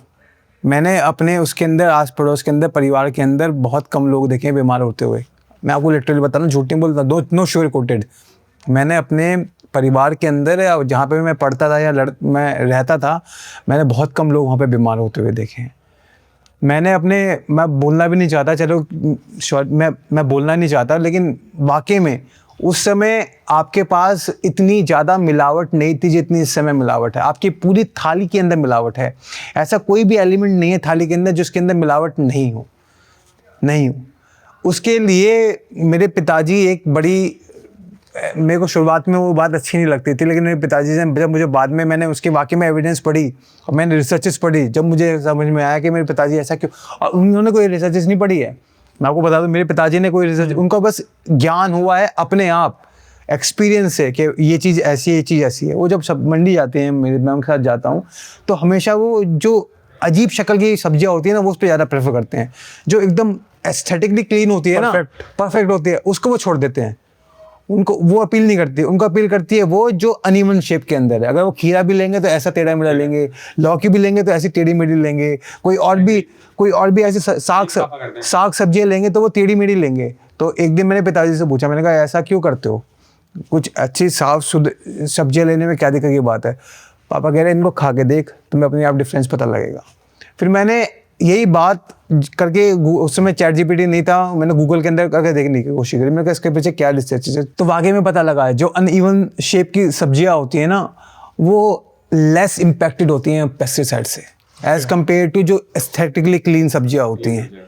जो दिखने में अच्छा लग रहा है ना वो खाने में सही नहीं है। तरीके से इतनी सारी सब्जियां हैं उग रही हैं, उन पे वो मारा गया पेस्टिसाइड, तो वो बच गई उससे थोड़ी बहुत, या उन पे कम इम्पैक्ट। कम इम्पैक्ट हुआ है बेसिकली कम इम्पैक्ट। तो उनकी वो शेप जो ऐसे होनी चाहिए थी वैसी शेप होती है। अगर आप एक बार अभी अगर आपने जैसे हमारे घर के अंदर पपीते के पेड़ लगे हुए हैं, तो एक पपीता जो डाल पे पकता है ना अपने आप अपने नेचुरल तरीके से पकता है, उसका एक आप खा के देखना, और एक जो पपीता एक कार्बाइड से पकाते हैं उस पपीते को देखना, कितना ज़्यादा डिफरेंस है दोनों के बीच में। ये जो पपीता आता है ना जो डाल से पका हुआ आता है उसमें इतना ज़्यादा मतलब बिल्कुल ऐसा लगता है कि आप कुछ अलग ही खा रहे हो एज़ कम्पेयर टू वो जो आप कार्बाइड से पका रहे हो। Same with mangoes. अभी आपने देखा भी होगा जापान और चाइना में कई सारी ऐसी जगह हैं जहाँ पे हमारे लेने से मना कर दिए, यहाँ से मैंगोज़ कई सारे उन्होंने मना कर दिए, बिल्कुल मना, मसाले मना कर दिए, फ्रूट्स मना कर दिए। ऐसी बहुत सारी चीज़ें हैं जो इंडियन एक्सपोर्ट नहीं होती। वहाँ का जो थर्ड क्लास का माल है इंडिया में आके बड़ी फुर्ती में बिकता है। तो सारा का सारा मैटर सिर्फ इतना है कि आदमी जिस तरीके से सोच रहा है, जिस तरीके से चाह रहा है, वैसा होएगा नहीं। भैया अभी आपने जैसे सब्जियों की बात करी, खान पीन की बात करी, ऐसे में ही और ज़्यादा अभी मतलब समस्या ख़त्म नहीं हो रही है, समस्या बढ़ ही रही है। कि जैसे अब प्रोसेस्ड फूड, रिफाइंड ऑयल, ये जितना हम प्रोसेस करते जा रहे हैं, रिफाइन होते जा रहे हैं, एक तरफ से तो हमें जो नहीं हो रही हैं प्रोसेस चीज़ें, ठीक है, उन्हें वो पेस्टिसाइड छिड़क के आ रही हैं हमारे पास, और जो प्रोसेस होके आ रही है उनमें अलग चीज़ें हैं। तो एक तो हमें सेल्फ अवेयर होना पड़ेगा। दूसरा आप रीज़न क्या मानते हैं भैया जिस वजह से हम इन सब चीज़ों से बच सकते हैं? देखिए सबसे पहली बात तो ये है, देखिए awareness is always the key. Awareness ही सबसे बड़ा एक रोल प्ले करेगी, क्योंकि जितनी भी ये फूड इंडस्ट्री है वो आपकी हेल्थ के लिए काम नहीं कर रही है। The only motive they are working is profit, they incentives, they are not working for your health. You are the one who is responsible for your health, they are not the one who are responsible for your health according to them. अगर जैसे एक company है उसने अपने product पे healthy लिख ही दिया है, अब वो बाद में जब हम अवेयर हैं, हमें पता लग रहा है कि यार हेल्दी तो उसका नाम था, वो प्रोडक्ट तो हेल्दी है ही नहीं, वो कितने प्रोसेस से निकल के उसमें कौन से ग्रेड का क्या यूज़ हुआ है प्रोडक्ट मुझे पता ही नहीं, उन्होंने तो लेकिन नाम रखा हुआ है हेल्दी। सो इसीलिए मैं अपनी लाइफस्टाइल के अंदर जो फॉलो करता हूँ वही मैं आपको एक हैक बताना चाहता हूँ, और मैं सबको यही बोलता हूँ कि पैकेट को आगे से कभी भी मत देखो। पैकेट को देखना तो पीछे से देखो, उसकी इंग्रेडिएंट्स देखो कि उसके अंदर क्या क्या इंग्रेडिएंट डली हुई हैं। अगर आपको लगता है कि उसके अंदर ज़्यादा इंग्रेडिएंट है, अगर उसके आपको लगता है 8-10 से ज़्यादा इंग्रेडिएंट है, उसके 5-6 से ज़्यादा इंग्रेडिएंट है, तो मत लो। जितनी ज़्यादा इंग्रेडिएंट उतनी ज़्यादा कबाड़, समझ रहे हो। अगर आप एक चिप्स का पैकेट उठा रहे हैं, आज अभी आप चाय मंगा के एक चिप्स का पैकेट उठाएं, उसके पीछे पलटे, आपको कम से कम 30 इंग्रेडिएंट दिखी जाएंगी। लेकिन आप अपने घर पे जाके कोई चिप्स बनाएंगे, आपकी जो मम्मी चिप्स निकालती हैं उसके अंदर कितने इंग्रेडिएंट होती हैं? 1 आलू, 2 धूप, तीसरा तेल, उसके अलावा कोई इंग्रेडिएंट नहीं होती उसके अंदर, समझ रहे हैं। उसके अंदर कोई इंग्रेडिएंट नहीं है, लेकिन उसके अंदर 36 इंग्रेडिएंट डाल दिए उन्होंने, सिर्फ किस वजह से कि आपके जो टेस्ट बर्ड है ना वो उसको बार बार मांगते रहे, आपका जो डोपामीन है वो बार बार उसी से स्पाइक होता रहे, उसी से स्पाइक होता रहे, उसी से स्पाइक होता रहे। So they are not working for your health man, they are only working for their profit, and that's how this industry works, and you need to take care about your health only. मैं तो process food के मैं तो खिलाफ हूँ थोड़ा, बिल्कुल ही। बिल्कुल मजबूरी ना हो तो इग्नोर मारो, जितना मार सकते हो इग्नोर मारो। घर में पैकेट नमकीन की जगह खुली नमकीन जो आजकल घर पे बना सकते हैं आजकल, या फिर मखाने टाइप चीजें, मूंगफली हो गई या ड्राई फ्रूट्स हो गए, ये रखो। फिर बच्चों को भी ये खिलाओ, सबको, बड़े बूढ़े सबको। पैकेट फूड्स को तो मजबूरी है कि फंस गए हो, खाना नहीं मिल रहा, कुछ नहीं मिल रहा, तब तो जीने के लिए खाना है वाली कहानी है फिर तो तब जाओ, वरना पैकेट फूड्स को इग्नोर ही मारो। आजकल क्या है, मैं आपको एक बात बताना चाहूँगा। आजकल क्या है, थोड़ी लोगों के अंदर अवेयरनेस आई है, तो ये जो फूड इंडस्ट्री ये भी थोड़ी जागरूक हुई है। कई सारी ऐसी कंपनीज हैं जो काम कर रही हैं, जो ऐसे प्रोडक्ट बना रही हैं जिसके अंदर कम मिलावट है as compare to other products, उनमें कम मिलावट है। तो आप उनको कंसीडर कर सकते हो, अगर आपकी ऐसी कोई नेसेसिटी है तो कंसीडर। वो थोड़े कॉस्टली होंगे लेकिन आपकी हेल्थ वाइज वो ज़्यादा प्राइम होंगे। सो मैं कोशिश ये करूँगा कि आप आगे ना पढ़ के किसी भी प्रोडक्ट को पीछे से पढ़ें। अगर आपको पीछे से लगता है कि ये इंग्रेडिएंट मैंने सुनी है और ये मेरे को समझ में आ रही है तो आप उसको ले लें, कोई दिक्कत की बात नहीं है। लेकिन जहाँ पे भी आपको अलग अलग तरह के 36 तरह के नाम देखने को मिल जाए, आप उसको इग्नोर कीजिए, दूसरी तरफ बढ़िए बस। तो एक चीज़ मैं इसी फूड इंडस्ट्री के बारे में एक और चीज़ बात करना चाहूँगा कि भैया आप जैसे कई सारे कंट्रीज़ में देखा होगा, आपने घूमे होंगे कि यही प्रोडक्ट सेम हमें इंडिया में भी मिलता होगा और यही प्रोडक्ट सेम हमें बाहर भी मिल रहा है। फिर बाहर को लेके एक चीज बताना चाहूंगा ना आपको, बाहर को लेके देखो, भ्रष्ट पूरा वर्ल्ड है, अगर भ्रष्ट की बात करेंगे तो घोटाले का है, लेकिन बाहर को लेके खाने पीने को लेके वहाँ वो भ्रष्ट नहीं है। उन्होंने खाने पीने को लेके फोकस किया है, ये सच्चाई है। इस पे इन्होंने नहीं करी मिलावटें चीजें। आप वहाँ का इनफैक्ट वहाँ के फ्रूट्स भी देख लोगे ना तो बहुत फर्क है, मैंने देखे हैं। तो खाने को लेके उन्होंने वाकई में मिलावट नहीं करी, उस पर उन्होंने फोकस किया है कि भैया फूड पे नहीं, बाकी सब कर चलेगा, लेकिन फूड पे अगर कुछ भी गड़बड़ कर रहे हो, जो लिख रहे हो नहीं दे रहे हो जिसके, या फिर ऐसे इंग्रेडिएंट डाल रहे हो नुकसान बचा रहे बॉडी को, वो एक्सेप्टेड नहीं है, बिल्कुल भी नहीं है। इसीलिए जापान ने 1 महीने लगाया इंडिया के मैंगो आम बैन करने में, इसलिए अमेरिका और इंडिया हर किसी से कहीं कुछ बैन नहीं करता। रिफाइन कब से यूरोप में बैन है, कब से, और हमारे यहाँ खुला आ रहा है, हमारे यहीं बन रहा है, समझो। तो यहाँ फूड को लेकर जागरूकता नहीं है। आप जैसे अभिषेक की बोल रहे हैं कि आप धीरे धीरे हो रही है, पर अभी भी उतनी अवेयरनेस नहीं आ रही है। नहीं है। और इनफैक्ट सबसे पहले अवेयरनेस हम लोगों में तो फिर भी थोड़ी बहुत आ रही है, गवर्नमेंट में अभी भी नहीं आ रही है। गवर्नमेंट इसको लेके जागरूक नहीं है, मुझे लगता है। फूड इंडस्ट्री का मेरे को लगता है एक तरीके का सिंडिकेट बना हुआ है कि भाई हम जो बेच रहे हैं खाओ। फूड वही तो अवेयर खुद, अगर एक बार जनता अवेयर हो गई, मत खरीदो ना, क्या नहीं है खुला हमारे पास। इंडिया में तो आज भी खुले, आज भी ऐसी मार्केट है जहाँ खुला सब कुछ मिल रहा है, ओपन सब कुछ मिल रहा है, आज भी है। लेकिन लोग शॉर्टकट, ये ब्लिंकिट, जोमेटो, जेप्टो आ गए हैं, घर गए ऑनलाइन ऑर्डर, सारे लॉस में है, सारे लॉस में है, सारे लॉस में A to Z। इनका टर्नओवर लॉस में जा रहा है, लेकिन इनकी जो मार्केट वैल्यू है बढ़ती जा रही है। रेवेन्यू फंड लेके रेज करना, वो सब कहानियां है, उस पर तो जाएंगे, कब अलग बात करेंगे कभी उस पर। लेकिन वो तो टोटल, लेकिन वो तो आपके घर जहर बांट रहे हैं बस, और आपको और लीजी बना रहे। पहले आदमी कूट की दुकान, बिल्कुल आज दुकान घर पे आ रही है। आज कॉर्पोरेट वाले बंदे, आईटी वाले बंदे पहले ही बोले लैपटॉप से नहीं उठ पा रहे, कुछ जब उनका ब्रेक मिलता था 20 मिनट का तो सुट्टा भी नहीं, या फिर सॉरी मैं गलत वर्ड बोल गया, लेने कुछ भी लेने निकल जाते थे। अब क्या है, जैसे वो तो वहीं से ब्लिंकिट टॉप खत्म हो रहा है, ब्लिंकिट कर दिया, घट सब आ गया ऑर्डर, बिल्कुल। तो ये चीजें हमें लेजनेस की तरफ ले जा रही हैं। आज अगर आप रिसर्च करेंगे ना, मैं आपको रिसर्च बेस्ड बात बताऊंगा। आज अगर आप देखेंगे तो मार्केट में सबसे ज़्यादा वैल्यू किस धंधे की है, आप सोचिए। इस समय जो सबसे बड़ा टर्नओवर किस चीज़ का है? हेल्थ सेक्टर में, बीमारियों का। अगर आदमी कल से बीमार होना बंद हो जाए ना, हम बता रहा हूँ, मैं लिटरली बता रहा हूँ, कल से आदमी बंद हो जाए ना तो अर्थव्यवस्था नीचे आ जाएगी। सबसे बड़े माफिया डूब जाएंगे, सारे माफिया नीचे बैठ जाएंगे। और मतलब आप समझिए, ये बिजनेस माफिया बात हो रही है, ये कोई दाऊद के बाद बिजनेस माफिया, जो ये कॉर्पोरेट के माफिया बैठे हुए हैं ना, वो सारे के सारे एकदम औंधे मुंह गिरेंगे। तो आपका कहना ये मतलब हेल्थ सेक्टर में ही इतने बड़े बड़े माफिया बैठे हुए हैं जो चाहते ही नहीं कि आप ठीक हो।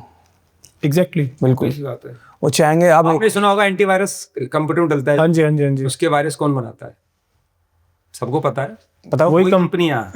हाँ, ये रियलिटी है। तो सेम इंसानों पे भी ये सेम यही है। भेड़ के कम होने से सबसे ज्यादा दुख किसको होता है?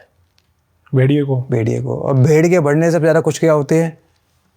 भेड़िया। मुझे अभी तक एक चीज बता दो ना, एक बीमारी जो उन्होंने, एक एलोपैथिक का इलाज बता दो कि इसका ये इलाज करो बीमारी खत्म हो गई हो, एक ही बता दो। आज तक ये डेंगू तक का तो इलाज ढूंढ नहीं पाए है, और वैसे कहते हैं एलोपैथी तरक्की करी है। तो इंडिया तो हमारा विश्व गुरु बनता जा रहा है, हमारे पास वर्ल्ड क्लास फैसिलिटीज हैं, रोज आए दिन नए नए हॉस्पिटल्स खुल रहे हैं। ये अच्छी बात है। किस तरह का जिस दिन कम होंगे उस दिन हम मानेंगे तरक्की हुई है, या अवेयरनेस हुई है, खान पान सुधरा है हमारा, सब चीजें। हॉस्पिटल बढ़ने नहीं, हमेशा घटने चाहिए।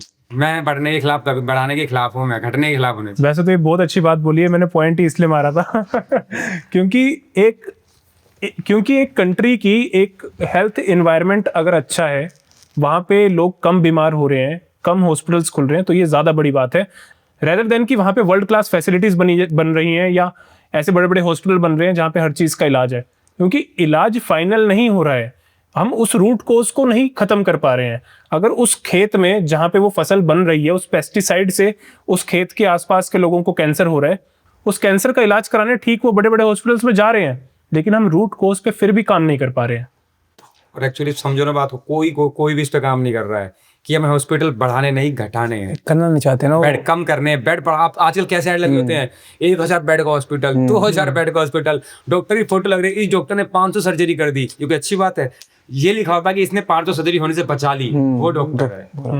समझ रहे हैं आप? कितना अर्थ में कितना डिफरेंस है सेम चीज ही, लेकिन अर्थ में कितना डिफरेंस है। आज ऐड कर रहा है, मैंने 507 सर्जरियां करी हैं सक्सेसफुल, तो ये अच्छी बात नहीं है। जिंदगी में लिखेगा मैंने 500 सर्जरियां होने से रोकी हैं, मेरा शरीर ठीक है, वो अच्छी बात है ना। बिल्कुल बिल्कुल, बहुत बड़ी बात है। अगर ट्रीटमेंट में इतना पैसा खर्च हो रहा है तो प्रिवेंशन तो कौन ध्यान देगा? ऑब्वियसली बात है ना। जब पूरी की पूरी इंडस्ट्री चली ट्रीटमेंट से रही है तो वो प्रिवेंट क्यों करे? वो तो चाहती है ना इसी तरीके से उसका धंधा चलता रहे। वो चाहती है वो प्रिवेंट कर दिया तो कल उसका खत्म। डॉक्टरों को टारगेट दिया जा रहा है तो बिल्कुल। तो बताओ कैसे आप कैसे कह रहे हो विश्व गुरु बन रहे हो आप? हम ये एक थोड़ी सी बात मुझे चुभती है बार बार कि हेल्थ के साथ कॉम्प्रोमाइज नहीं होना चाहिए, ऐसे कि हम अपने हेल्थ के साथ कॉम्प्रोमाइज कर रहे हैं। और बहुत बड़े स्तर पे हो रहा है, दिन पर दिन चीजें बढ़ रही हैं, दिन पर दिन। आप यकीन नहीं मानेंगे, इस मिलावट के दौर में ना आपके जो पेस्टिसाइड है ना उनमें भी मिलावट है। जो जहर, मतलब जो गांव में लोग अपने खेतों में जहर डाल रहे हैं ना, उस जहर तक में मिलावट है। आप समझ लीजिए जिस देश के अंदर जहर भी आपको प्योर नहीं मिल रहा, उस देश के अंदर आप किस चीज़ की सोच सकते हैं कि आपको प्योरिटी मिलेगी? आपके दूध में मिलावट है, आपके पनीर में मिलावट है, आपके मतलब आपके पानी तक में मिलावट है, आपके खाने में मिलावट है, रोटी में मिलावट है, चावल में मिलावट है, सब्जी में मिलावट है, दालों में मिलावट है। ऐसी कौन सा सब्सटेंस है जिसमें मिलावट नहीं है? और क्या इस पर काम नहीं किया जा सकता? क्या ऐसी नीतियाँ नहीं बन सकती? क्यों खराब सामान किसी नेता के घर नहीं पहुँचता? आप बताइए, क्यों खराब सामान किसी बड़े बिजनेसमैन के घर नहीं पहुँचता?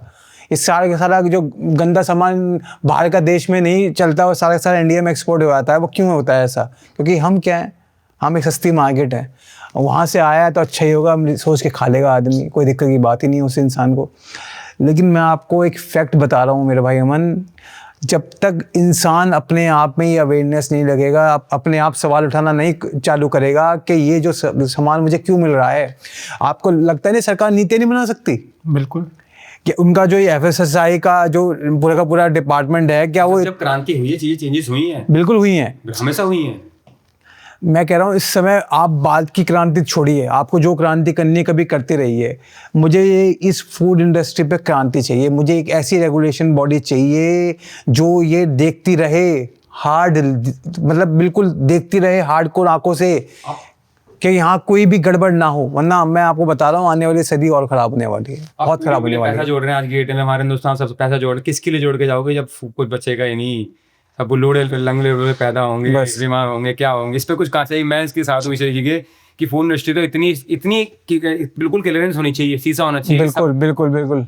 इसमें एटलीस्ट भैया इसमें ऐसे लोग बैठाया जाए, ईमानदार लोग हैं, बिल्कुल है, हमारे देश ईमानदार लोगों से बचा हुआ बिल्कुल है, बिल्कुल है। आज भी चाहे कुछ हमारे नेता भी बहुत ईमानदार हैं, जिसकी वजह से चल पा रहा है। कुछ ब्यूरोक्रेट हमारे ईमानदार है, उनको एटलीस्ट सबसे पहले उनको चुन के फूड इंडस्ट्री बैठाया जाए कि एटलीस्ट यहाँ ये चीजें ना हो। यहाँ बच्चों के दूध में मिलावट आ रही है, बताओ क्या आप इससे ज्यादा क्या बोल रहे हो? जापान के अंदर जो चिप्स के पैकेट मिलते हैं ना, मैंने एक वीडियो भी देखी उसके लिए, कि ये जो जितना भी प्रोडक्ट उनके यहाँ पैकेट मिलता है, वो जो बाहर दिखा रहे हैं वो अंदर वही होना चाहिए। अगर उन्होंने इतना साइज दिखाया है उसका सामान का बाहर पैकेट पे, तो अंदर इतना ही साइज होना चाहिए। जो लेबल अगर इतना दिखाओगे तो अंदर वही होना चाहिए। अगर वो नहीं होगा तो आपका पूरा बैच कैंसिल, अगली बार आपकी कंपनी कैंसिल। हमारे यहाँ स्ट्रिक्ट रूल ही नहीं है, किसी को भी FSSAI का लाइसेंस मिल जाता है, कोई भी कुछ भी सामान बेच रहा है, कोई रेगुलेट ही नहीं है। आप देखिए, मैं जानता हूँ कि इंडियन जेनरिक मेडिसिन इस समय दुनिया में टॉप 1 है। आप समझिए, जो आपने अभी मेरे को बताया हुआ था, आज ही एक न्यूज़ आई है, मैंने इनको भेजी थी। एक अमेरिकन लेडी इंडियन केमिस्ट को ही पहुंची जेनरिक मेडिसिन को लेके, वो दवाई उसको है 35 रुपीज़ की मिली।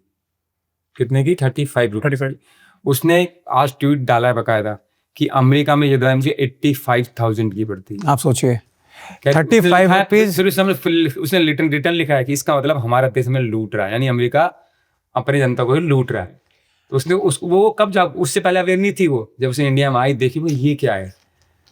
मैं US इंडस्ट्री में काम करता हूँ। हमारे यहाँ जेनरिक को बढ़ावा नहीं दिया जा रहा। हमारे हिंदुस्तान में हमारी जेनरिक दवाई जो सस्ती है उनका असर भी जल्दी होता है। मैंने केमिस्ट पे मेरे भाई का केमिस्ट था, मैंने वहाँ काम किया है। हम खुद जेनरिक दवा खाना पसंद करते थे पहले, क्योंकि इसका असर जल्दी होता है। लेकिन नहीं, जो कंपनी को रैमबैक्सी के ब्रांडेड कराई यार, इसकी मार्केटिंग हो रही है। डॉक्टर भी जेनरिक नहीं लिख रहा है, क्योंकि देखो मैं मुंह पे बोल रहा हूँ कि डॉक्टर बुरा ना मान जाए, मैं तेरे मुझे बोलना अच्छा भी लग रहा है कि पैसे लेते हैं इस दवाई के लिखने के। अगर आप इस डॉक्टर के यहाँ से पर्ची दिखाया है तो ट्रिप्स होती हैं, उसके पास ट्रिप्स होती हैं, यूरोप की ट्रिप मिलेगी आपको मार्केटिंग हो रही है इस पे। तो ये मार्केटिंग जेनरिक दवाई भी, क्योंकि हमारे पास जेनरिक सारी दवाइयाँ हैं, इसको ये बाहर विदेश वाले ले रहे हैं इस दवाइयों को, और इंडिया में जैसे मार्केटिंग के लिए आप टेनबैक्सी, सिप्ला, पता नहीं कौन कौन सी कंपनी की मार्केटिंग वो दवाइयाँ 30 रुपए की दवाइयाँ वो खुद 3,000 की बेच रहे हैं इंडिया में ही। अब सोचिए आप, इंडिया में एक दवाई 30 रुपए की है और एक 3,000 की वो दवाई।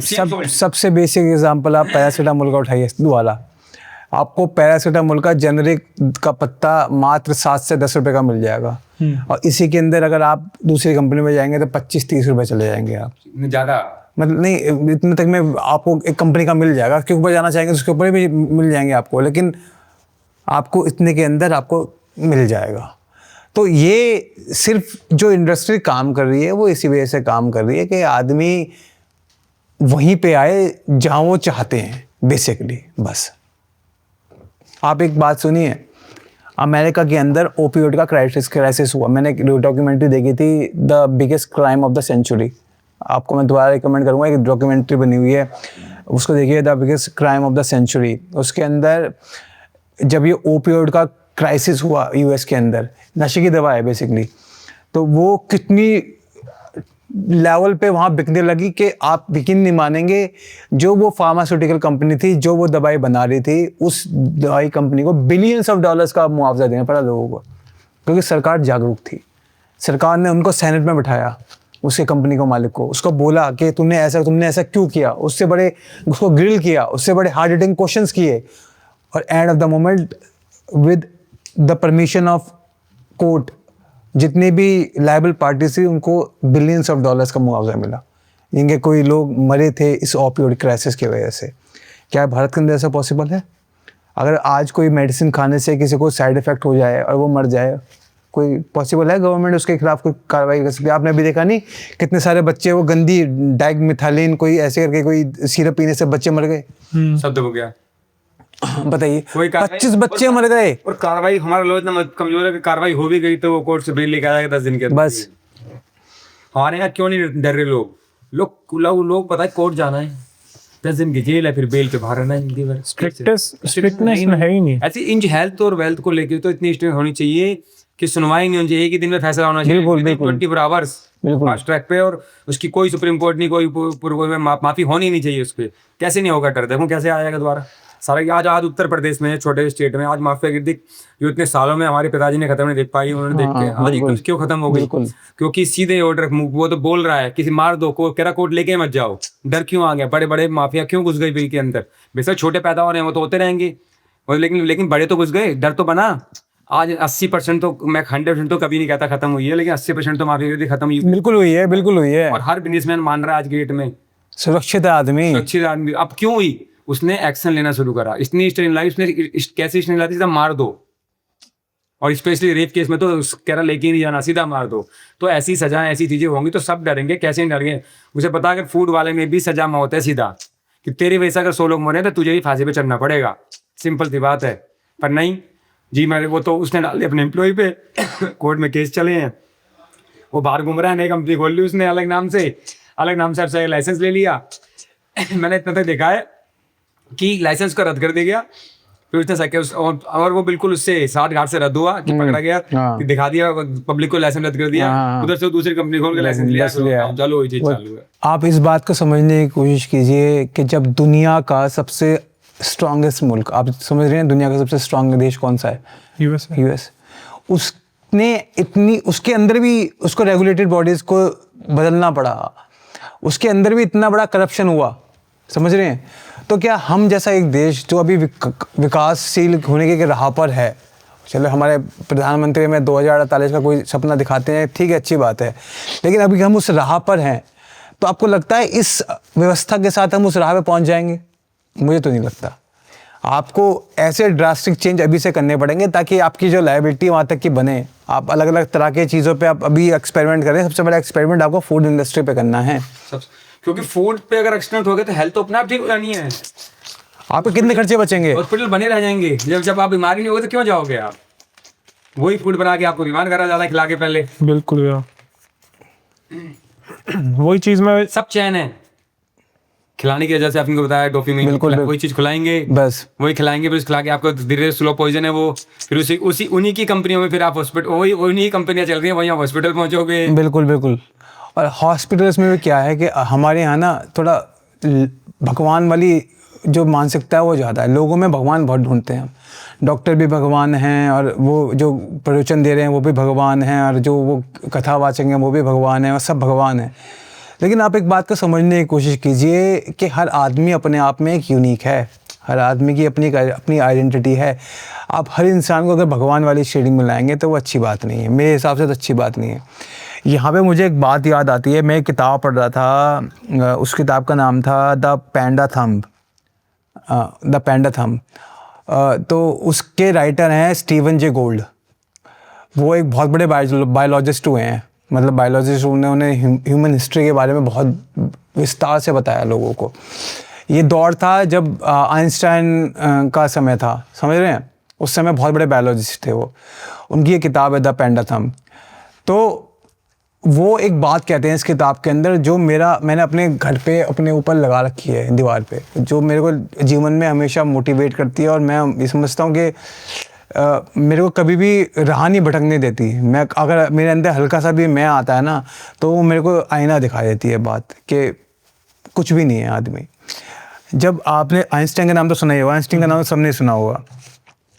तो जब आइंस्टाइन जिंदा थे, उन्होंने एक ट्रीटी साइन करी कि उनके मरने के बाद में उनके दिमाग का कोरिलेशन होगा, कि उसके बारे में स्टडी करेंगे कि वो उनका दिमाग बाकी लोगों से क्यों अलग था, वो इतने भिन्न क्यों थे। तो इसके बारे में एक स्टडी होनी चाहिए। उन्होंने ये बाकायदा साइन कर रखा था, तो उनके मरने के बाद उनके दिमाग की स्टडी होनी है। इसी के ऊपर स्टीवन जे गोल्ड से सवाल पूछा गया कि आप क्या समझते हैं, ये जो स्टडी हो रही है उनके ऊपर आप किस तरीके से देखते हैं। तो जो उन्होंने आंसर दिया ना, वो मेरा ज़िंदगी का सबसे बेहतरीन कोट है। मैंने उससे ज़्यादा बड़ा मैं अपने आप को कुछ नहीं देखा मैंने। उसने मुझे एकदम नतमस्तक कर दिया अपने जीवन में, वही मेरा लाइफ का मोटिव है। वो कहते हैं कि I am somehow less interested in the co evaluation and weight of Einstein brain, as in the near time people of the same caliber have died working in sweatshop and cotton fields। समझिए, मतलब वो ये कहते हैं कि Einstein के brain के बारे में पढ़ने में मुझे कोई भी इंटरेस्ट नहीं है, जस्ट बिकॉज इसलिए कि उसी कैलिबर के लोग, उसी प्रतिभा के लोग फैक्ट्रियों में और गांव के खेतों में काम करके मर गए। क्यों? क्योंकि उनको अपॉर्चुनिटी नहीं मिली। क्यों? क्योंकि उनको साधन नहीं मिले। और ये वाकई में सच्चाई है। आप समझते हैं विराट कोहली अकेला विराट कोहली, और कोई विराट कोहली नहीं है भारत के अंदर। 1.4 बिलियन के पीपल के अंदर आपको विराट कोहली नहीं मिलेगा। आपको विराट कोहली जैसे लाखों लोग मिल जाएंगे। आपको बता रहा हूँ मैं, लिटरली एकदम फैक्ट बता रहा हूँ आपको। हम उससे बेटर ही मिल जाएंगे। What differs him from others is the opportunity and how he, मतलब उसने कैसे कैश किया उस अपॉर्चुनिटी को, वो उसके लिए उसकी तारीफ है, मैं मानता हूँ। मैं इसलिए किसी को भी सुपीरियर नहीं मानता हूँ, किसी को भी नीचे का नहीं मानता हूँ। हर आदमी अपने लेवल पे अपने तरीके का काम कर रहा है।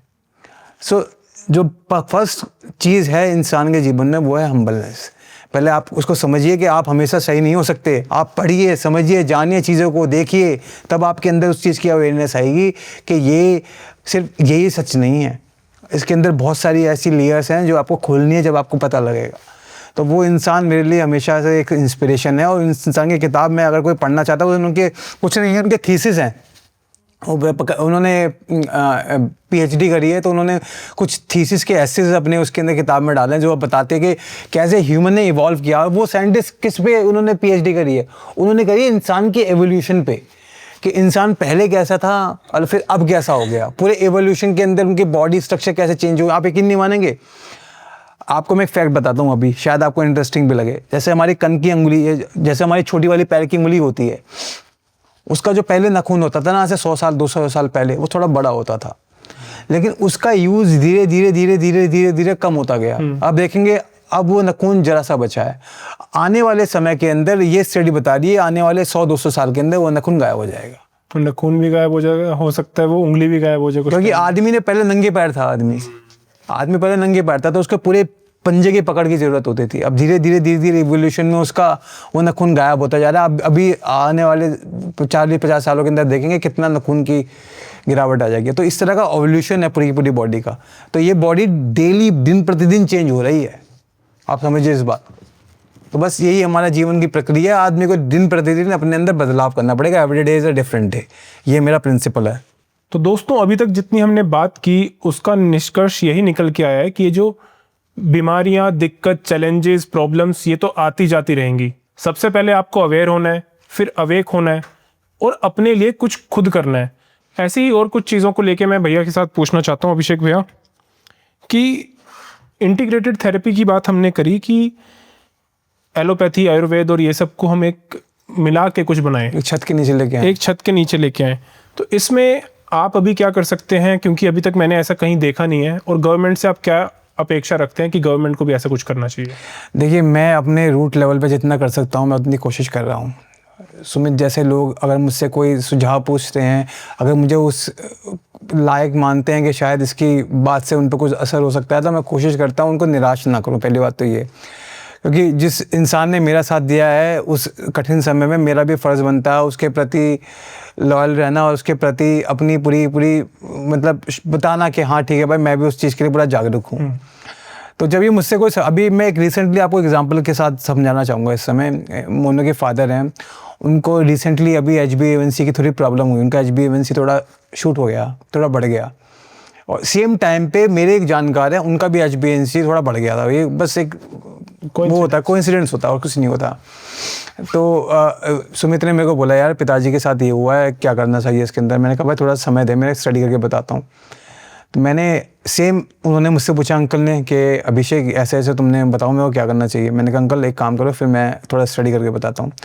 दोनों की थोड़ी एज का डिफरेंस था, मैंने दोनों पे स्टडी करी, मैंने दोनों को बताया। मैंने कहा भाई ये थोड़ा डिफरेंस का चेंजेस करने स्टार्ट करो, शायद कुछ फल मिले, क्योंकि कुछ बाकी कुछ हमारे हाथ में है नहीं। जितना हम कर सकते हैं वो ये मानते हैं, सबसे बड़ी बात है मानते हैं बात को।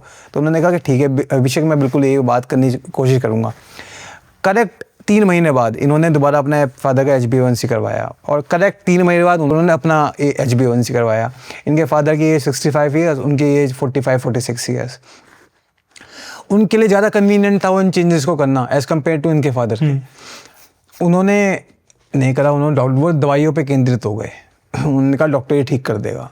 मतलब ये तो लाइफस्टाइल डिजीज़ है बेसिकली, शुगर तो बेसिकली डायबिटीज़ तो एक लाइफस्टाइल डिजीज़ है।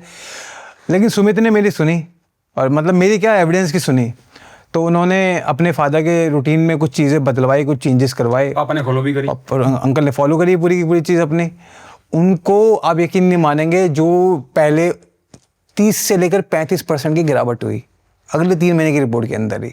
और जो आदमी मेडिसिन के पीछे था, जो आदमी मेडिसिन ले रहा था, आप सोचिए उसके अंदर 20 से 25% की बढ़ावा मिला उसको, उसका रेज हुआ। उसका जो HbA1c था और 20 से 25% बढ़ गया एज़ कम्पेयर टू अंकल, जिनका HbA1c 30 से 35% नीचे आया। जिन्होंने दवाई भी नहीं खाई, जिन्होंने कोई दवाई नहीं खाई, जिन्होंने कोई दवाई नहीं खाई, सिर्फ, और ना कोई ऐसा कोई योग करा, सिर्फ और सिर्फ अपने लाइफस्टाइल के अंदर मॉडिफिकेशन करा, कुछ अपनी रूटीन चेंज किया, बस।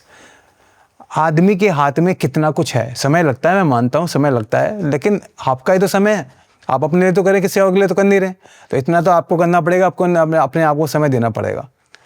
तो सबसे बड़ा फैक्ट यही है मेरे भाई, और मैं यही सबको बोलता हूँ, अगर किसी को मेरे ऊपर थोड़ा सा भी ट्रस्ट है कि मैंने अपने जीवन में अपने ऊपर कुछ एक्सपेरिमेंट करके कुछ ऐसा हासिल किया, देखिए कभी भी किसी के साथ कुछ भी हो सकता है। मैंने ब्रायन जॉनसन की आपको एग्जांपल दिया, वहीं साल का 20 करोड़ आदमी अपने ऊपर खर्च कर रहा है, उसके बाद भी उसको एक ऑटोइम्यून डिसऑर्डर हो गया जो जानलेवा है उसके लिए उसको अब स्टेरॉइड पे जाना पड़ेगा, अलग अलग तरह की मेडिसिन लेनी पड़ेंगी, समझ रहे हैं। जो उससे बच रहा था वो दिन की 200 गोलियाँ खाता था, 200 गोलियाँ, आप समझिए, अलग अलग मल्टीवाइटम, अलग अलग तरह की जो दवाइयाँ वो खाता था। लेकिन क्या हुआ, एंड ऑफ द डे जो होना था वो होना था। तो it is what it is, जो है सो है, मानिए, एक्सेप्ट करिए, आगे बढ़िए। तो मैं अपने व्यूअर्स को और ऑडियंस को ये कह सकता हूँ कि अगर आपको भी कोई ऐसी दिक्कत हो या परेशानी हो, कोई बीमारी हो जिसके बारे में आप किसी से शेयर नहीं कर पा रहे, या आपको एलोपैथी से कोई रिजल्ट नहीं मिल पा रहा, वो एक बार अभिषेक भैया से डिस्कस कर सकते हैं। बिल्कुल बिल्कुल बिल्कुल, एनीवन, मतलब मोस्ट वेलकम। हमारा कमेंट बॉक्स खुला है, अगर आप हमसे 1 to 1 जुड़ना भी चाहेंगे, we can help it out. लेकिन मैं कोई साइंटिस्ट तो नहीं हूँ, पहली बात, मैं तो एक लर्नर हूँ, मुझे कुछ नया सीखने को मिलेगा। मैं तो, वो दिन ख़राब है मेरे लिए जिस दिन मैंने कुछ नया नहीं सीखा। तो मैं तो डेली अपने नित्य रोज लाइफ के अंदर कुछ ना कुछ नया सीख रहा हूँ, जान रहा हूँ, समझ रहा हूँ, और मेरी ये प्रोसेस चलती रहेगी, चाहे मुझसे कोई जुड़े या ना जुड़े, लेकिन मैं तो अपना सीखता रहूँगा, मैं अपना बढ़ता रहूँगा बस। बहुत बढ़िया भैया, यही मेरी भी आप सबसे उम्मीद है कि आप लोग पहले तो अवेयर रहिए, फिर अवेक होने की कोशिश कीजिए कि भाई अब कुछ अपने जीवन में स्टेप लीजिए कि हाँ यहाँ से बदलाव के लिए कोई एक स्टेप लूँ। शुरू कीजिए। और मिलते हैं आपसे अगले पॉडकास्ट में। ऐसी पॉडकास्ट में आपके लिए लाता रहूँगा जहाँ मैं खुद अपने मेंटर से सीखूँ या अपने गेस्ट से सीखूँ और आपको सिखाता रहूँगा। बाकी धन्यवाद आपका अभी तक जुड़ने के लिए, बहुत बहुत धन्यवाद। जय श्री राम। जय श्री राम, जय हिंद।